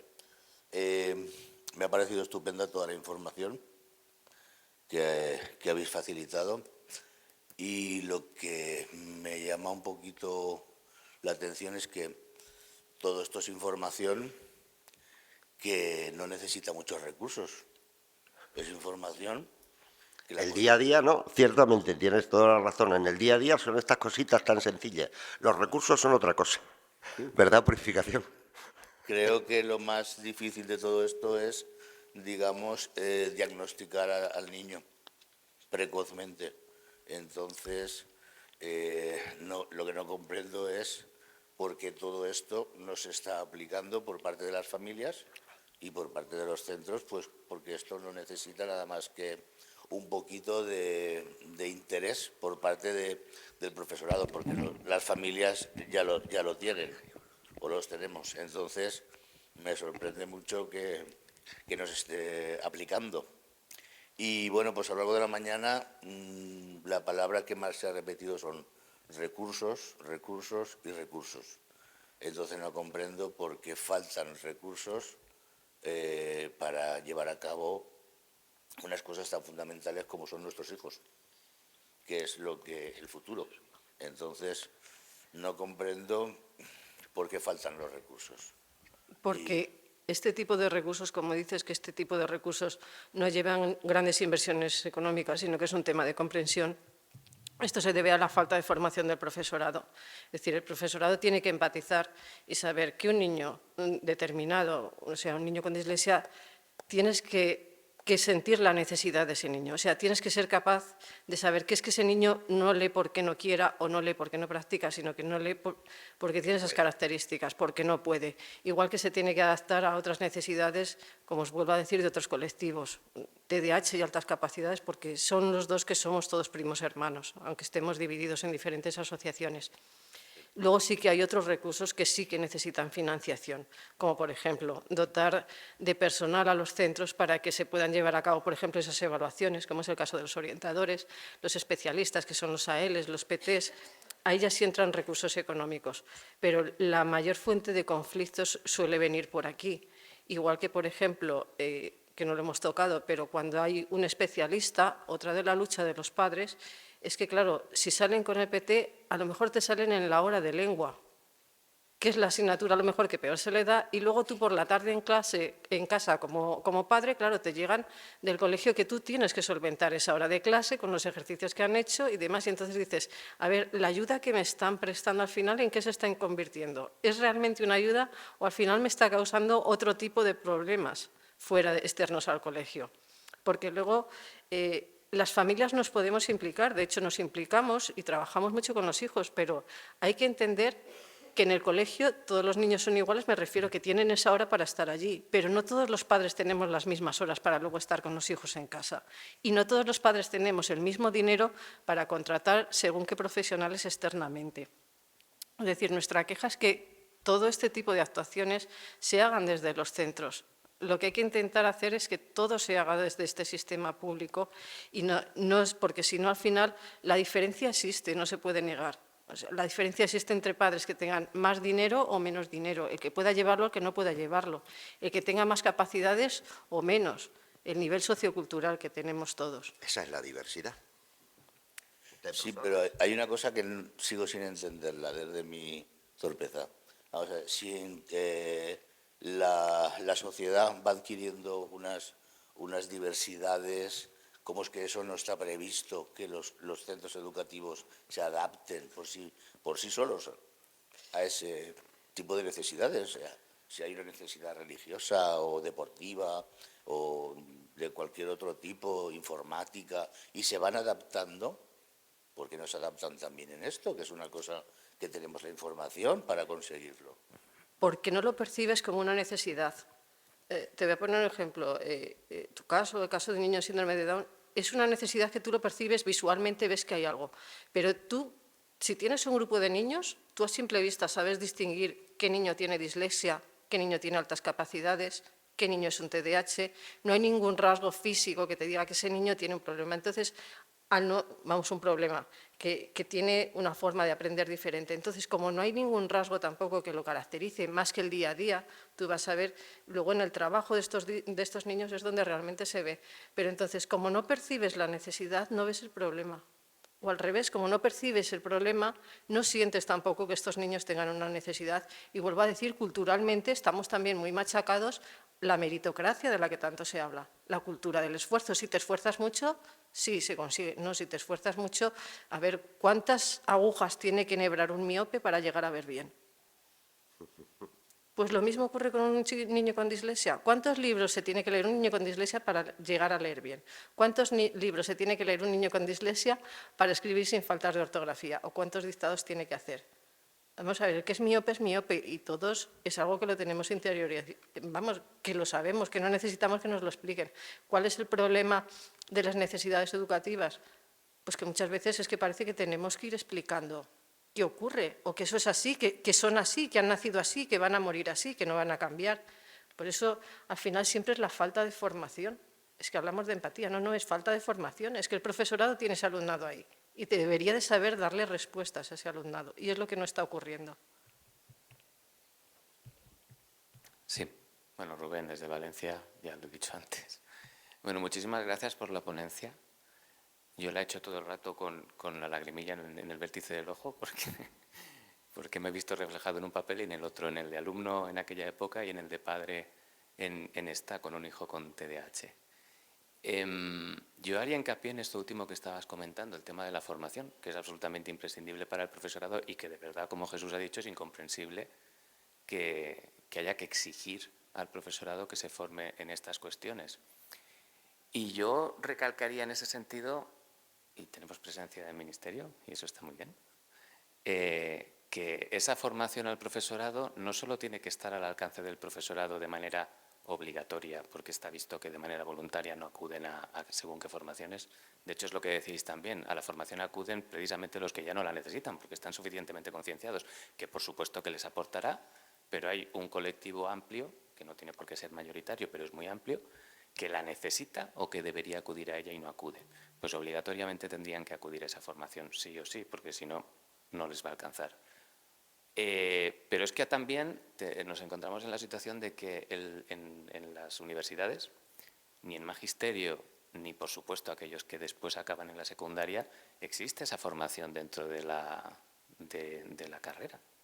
Esto a estas alturas parece incomprensible, porque todo esto está perfectamente estudiado y reconocido y es evidente que un docente o una docente sin la formación adecuada no va a saber atender a esa diversidad de la manera que toca. Yo tengo un hijo que en primaria, según determinados profesores, era un gandul, y así lo calificaban delante del resto de sus compañeras y compañeros, un gandul. Y no, lo que tenía era un problema, y ahora está sacando una media de 9,5 en secundaria, pero a fuerza de esfuerzo por su parte y de una motivación propia que sobrepasa lo natural. Pero claro, es que ¿cómo es posible que salga profesorado de las universidades sin la formación necesaria? En medicina esto no ocurriría, en derecho no ocurre. En fin. Pues mira, por lo que yo conozco, ¿por qué salen con una escasa formación en estos temas? Pues yo tengo la suerte, bueno, una manera de hablar, ¿no? Tengo la suerte de que en la Universidad de Málaga hay una unidad de investigación en una de las cátedras que están muy por este asunto de la lectoescritura y las dificultades específicas de aprendizaje en general, etc. Esa cátedra, que participa, por supuesto, en algunas materias, clases de magisterio o de pedagogía o de psicología, me consta que ese alumnado de la Universidad de Málaga tiene una buena formación en estos temas. Pero esto no es garantía de que en las 80 y tantas universidades más que hay en España, esto se haga. Probablemente en Madrid, allá en la UNED, donde trabaja García Madruga, un señor de reconocido prestigio en este tema, pues también. Pero no es generalizable al resto. Entonces, depende un poco de los intereses que hay de investigación o de formación en la universidad de turno. Pero voy a ir más allá. No solo es que no esté generalizado este tipo de conocimientos en todas las universidades españolas. No es solo eso. Es que en los temarios de oposiciones para ser maestro o profesor no hay ni un solo tema de atención a la diversidad y, por supuesto, nada que tenga que ver con dificultades específicas de aprendizaje. Tan solo vi en el temario de orientadores un tema general de atención a la diversidad. Los profesores, si tienen la mala suerte de que no están en la Universidad de Málaga, no les han informado mínimamente de este asunto. Y a la hora de presentarse a la oposición, no tienen ningún tema que les reclame el estudio de estas cuestiones, pues ¿qué formación van a tener? Yo iría un poquito más allá. Si en primaria puede ser un problema, y ya digo yo que en el resto de universidades, al menos en Valencia, no existe ningún contenido de este tipo, pero si en primaria es un problema y aún así es un problema un poco más acotado, porque por lo menos hay una voluntad y hay una, digamos, vocación, porque te has formado para ello, no digamos ya en la secundaria.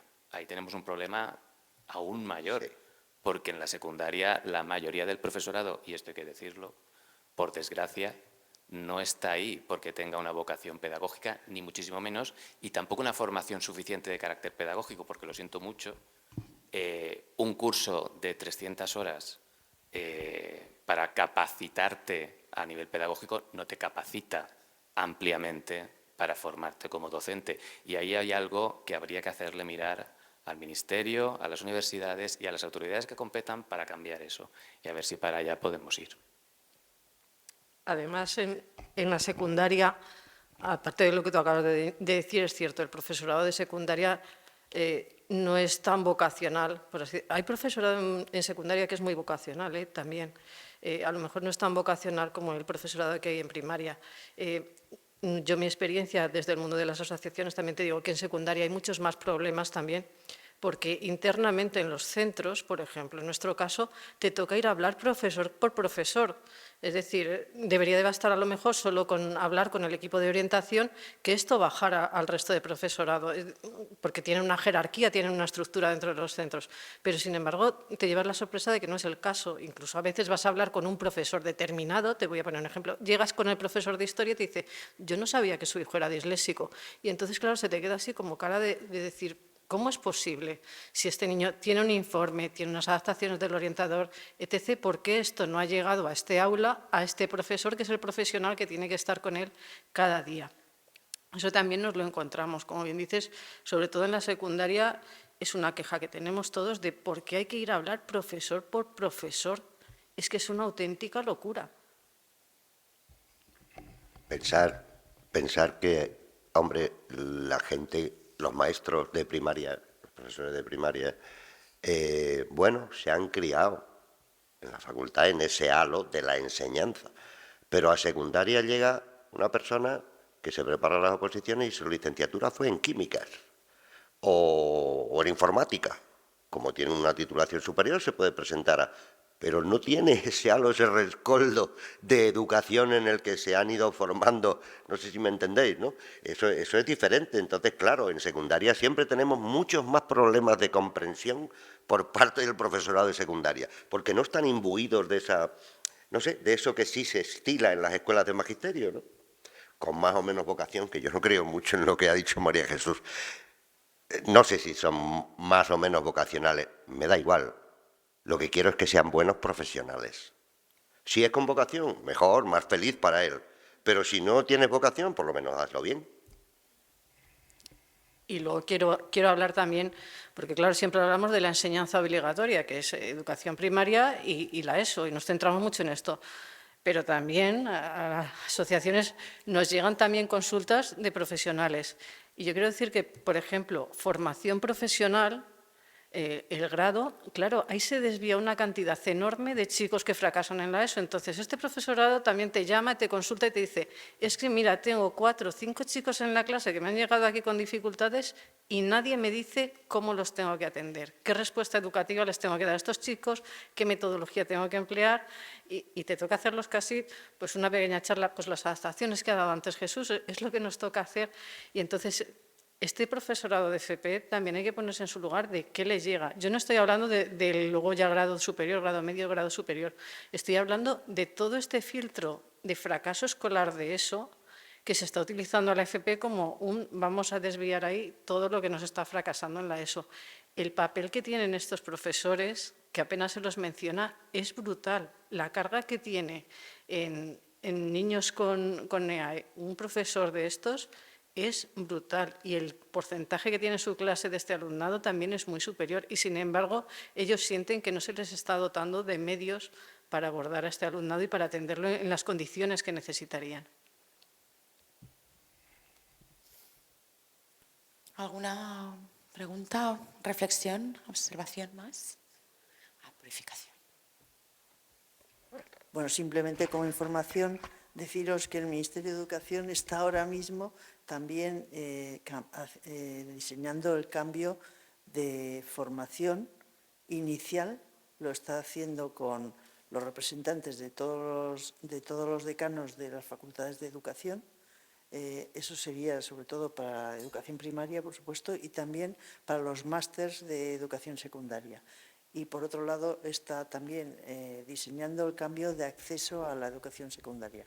Lo que habéis planteado está claro que también se ha visto desde el Ministerio de Educación y que se necesita sobre todo mucha formación, porque lo que planteáis aquí no hace falta muchos recursos en algunos casos, pero sí una formación buena del profesorado. Y no todo el profesorado tiene esa formación. Desde luego, por ejemplo, los de secundaria no tienen esa formación en todo lo que es necesario, y es poco a poco que se está dando. Entonces, bueno, por lo menos deciros que se está haciendo ese diseño con las facultades de educación, porque pensamos que es importante. Y el acceso a la formación, cambiar los temarios de las oposiciones, también es algo que se va a hacer. Yo tengo la esperanza y la confianza de que efectivamente los másters aporten algo más que el consabido CAP de toda la vida que muchos recordaréis, ¿no? Que yo era también una especie de merienda de negros. Tengo cierta esperanza y cierta confianza en que quizá el nivel de máster pues, pueda suponer un aliciente sobre todo para estos profesores de secundaria. Es que el que ha hecho arquitectura en una universidad, en una facultad de arquitectura, ya me dirás que tiene que ver con la enseñanza. Y bueno, sabrá mucho de arquitectura y seguro que para el dibujo técnico es estupendo. Pero esa es su competencia. Luego tiene que tener una competencia psicopedagógica. Y esa formación han de adquirirla, evidentemente. Esperemos que los másteres vayan avanzando en ese sentido, ¿no? Fijaos, decía lo de las adaptaciones, que se ha mencionado lo de las adaptaciones, no hemos entrado en... Nos ocurren cosas como esta, con mucha frecuencia. Conseguimos que un niño en tercero de primaria ya está diagnosticado, ya está enfocado y se le ponen en marcha unas adaptaciones allá por el mes de octubre al poco de comenzar el curso. Y ese niño, pues bueno, ya diagnosticado, ya más o menos trabajado, tal cual, ese curso con sus adaptaciones, pues va bien, con mucho esfuerzo, siempre con mucho esfuerzo, pero va bien y termina el curso bien. Bueno, pues al año que viene le quitan las adaptaciones porque ya no le hacen falta. ¿Os imagináis que me quitan las gafas porque voy muy bien? Pues empezaré a ir mal. Esto es una adaptación, ¿no? A nadie se le quitan las gafas cuando ya va bien en el cole. Bueno, pues a muchos de nuestros chicos, después de un curso o después de 2 cursos, cuando cambia de ciclo, vamos a poner en vez de tercero a cuarto, de cuarto a quinto, se le quitan las adaptaciones. Pero ¿cuál es el argumento? Es que ya no las necesita, es que va bien. Oiga usted, va bien gracias a las adaptaciones. Pues esto sucede con mucha frecuencia. Y Y no solo las adaptaciones. Hoy estamos aquí en Valladolid, esto es Castilla y León. Aquí no tenemos Séneca, aquí tenemos la TDI, que se llama Atención a la Diversidad, eso es un registro. Y también nos encontramos con que muchos chicos, sobre todo cuando llegan a la ESO, los sacan de este registro. Y a veces la excusa es de decir, no, como ya no necesita el refuerzo, pues nada, pues se queda fuera de este registro. Pero luego, claro, por ejemplo, llega la EBAU y si no estás en este registro es un problema porque tiene que estar. Y esto también nos lo encontramos, es decir, no se está cuantificando cuántos niños tienen dificultades. Sí tienen sus diagnósticos están reconocidos, pero luego no todos los niños escolarizados que tienen estos diagnósticos están dentro de estos ficheros de atención a la diversidad, como es el caso de Castilla y León. No todos están dentro. Las cifras que se dan siempre van a ser inferiores al real, al cómputo real de niños con necesidades que hay.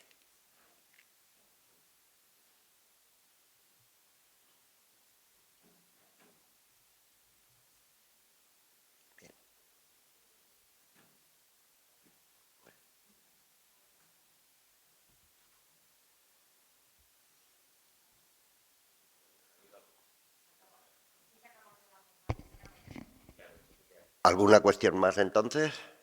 Sí.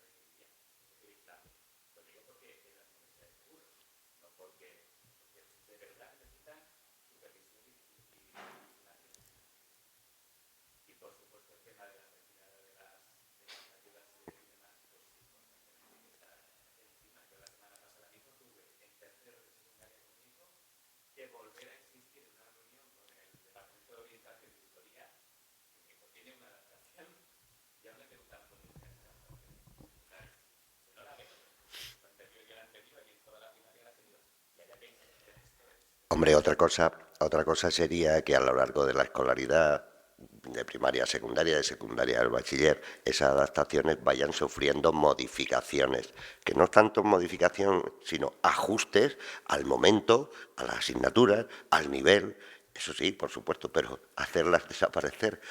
Bueno, una cosa más que sí que quería decir desde aquí, antes de que preguntéis algo más, al respecto de lo que le pregunté a Purificación antes, ¿no?, con el tema de la detección e intervención precoz.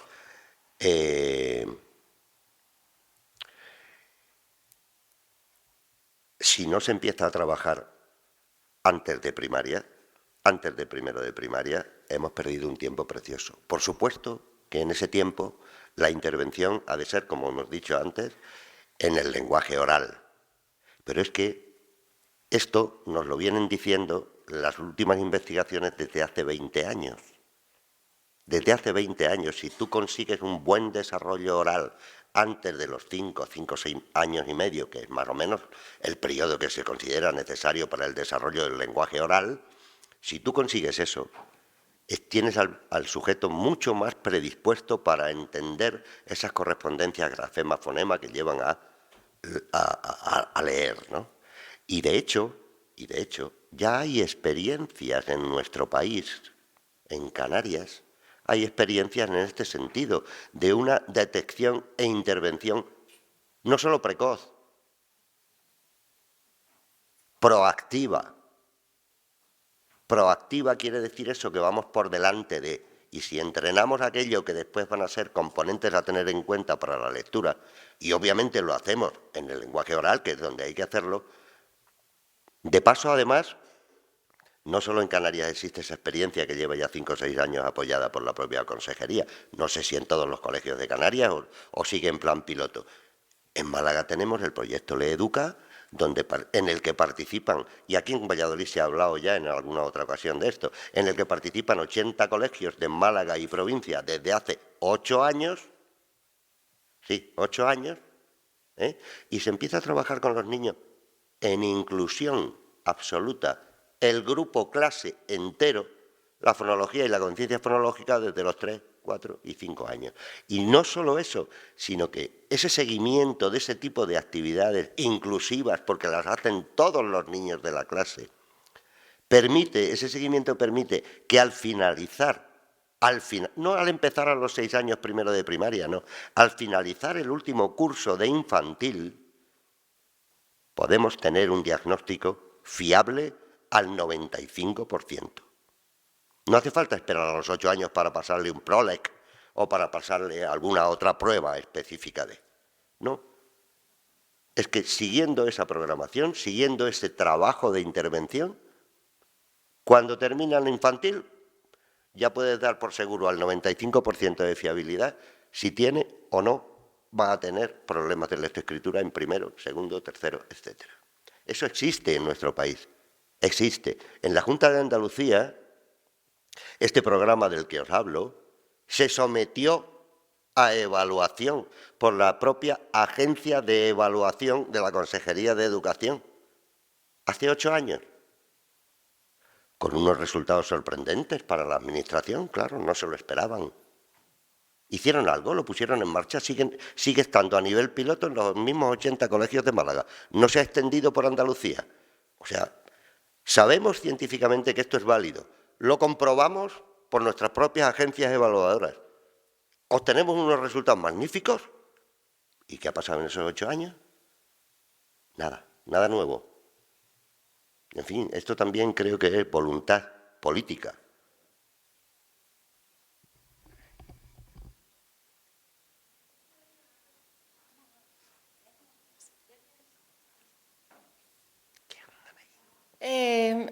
Soy Lorena, ya lo sabéis de antes.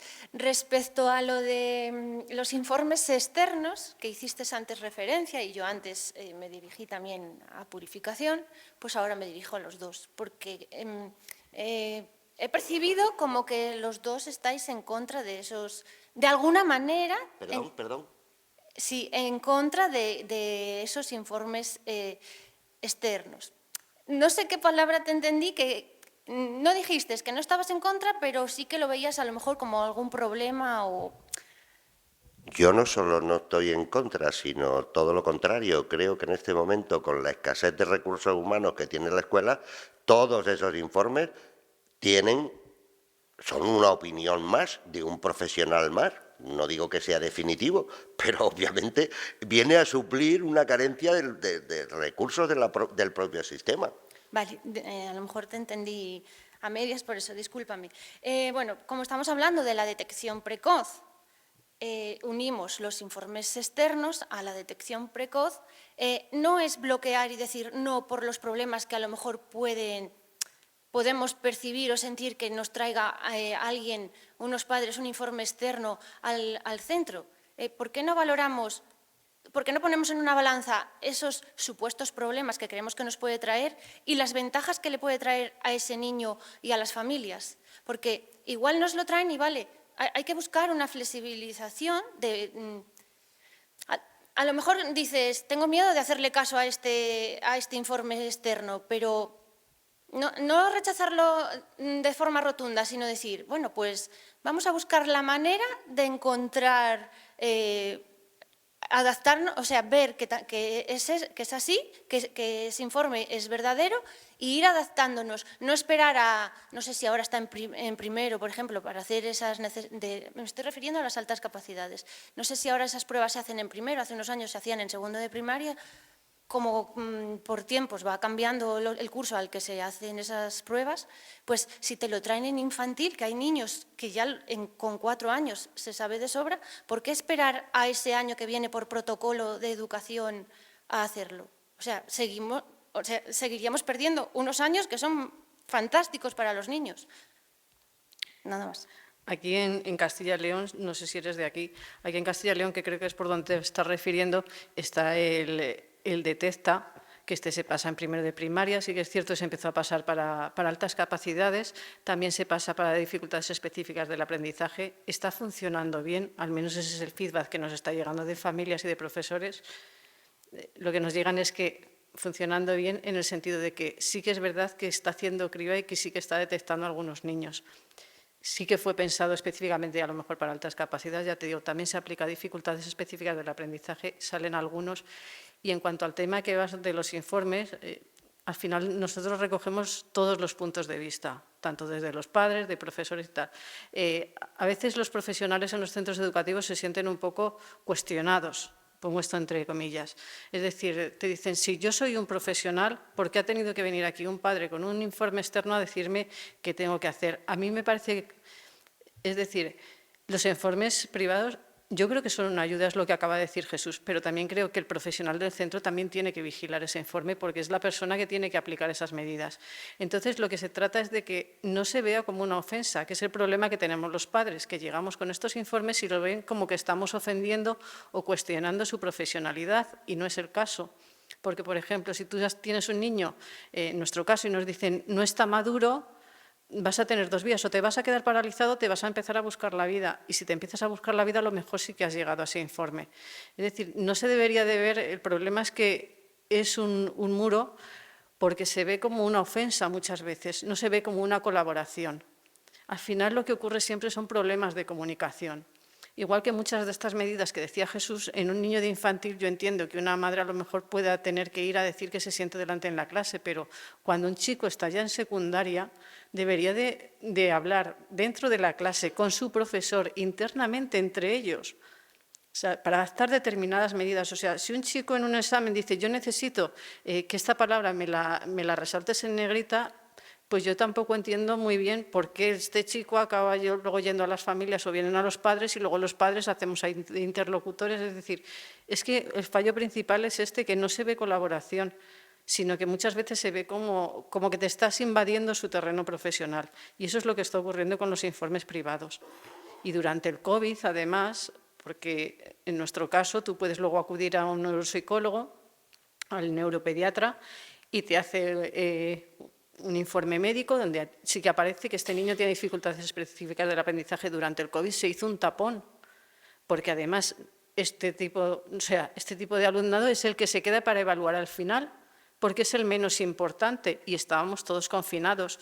Hubo muchos niños que no estaban evaluados y ahí esos informes privados sí que se empezaron a aceptar. Hubo ahí como un poco de apertura, como un poco de respirar, pero sí que es cierto que también hay que reconocer que si el centro tiene ese profesional, es ese profesional el que tiene que ser, ya te digo, vigilante también de esos informes externos, pero no rechazarlos.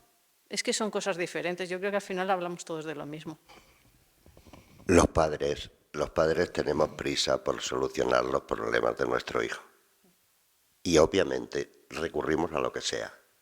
Y vuelvo a decirlo, entre los profesionales privados también los hay malos y buenos. Pero es un informe más que ha de considerarse. Y tenemos prisa. Y los recursos humanos del sistema no dan para nuestras prisas.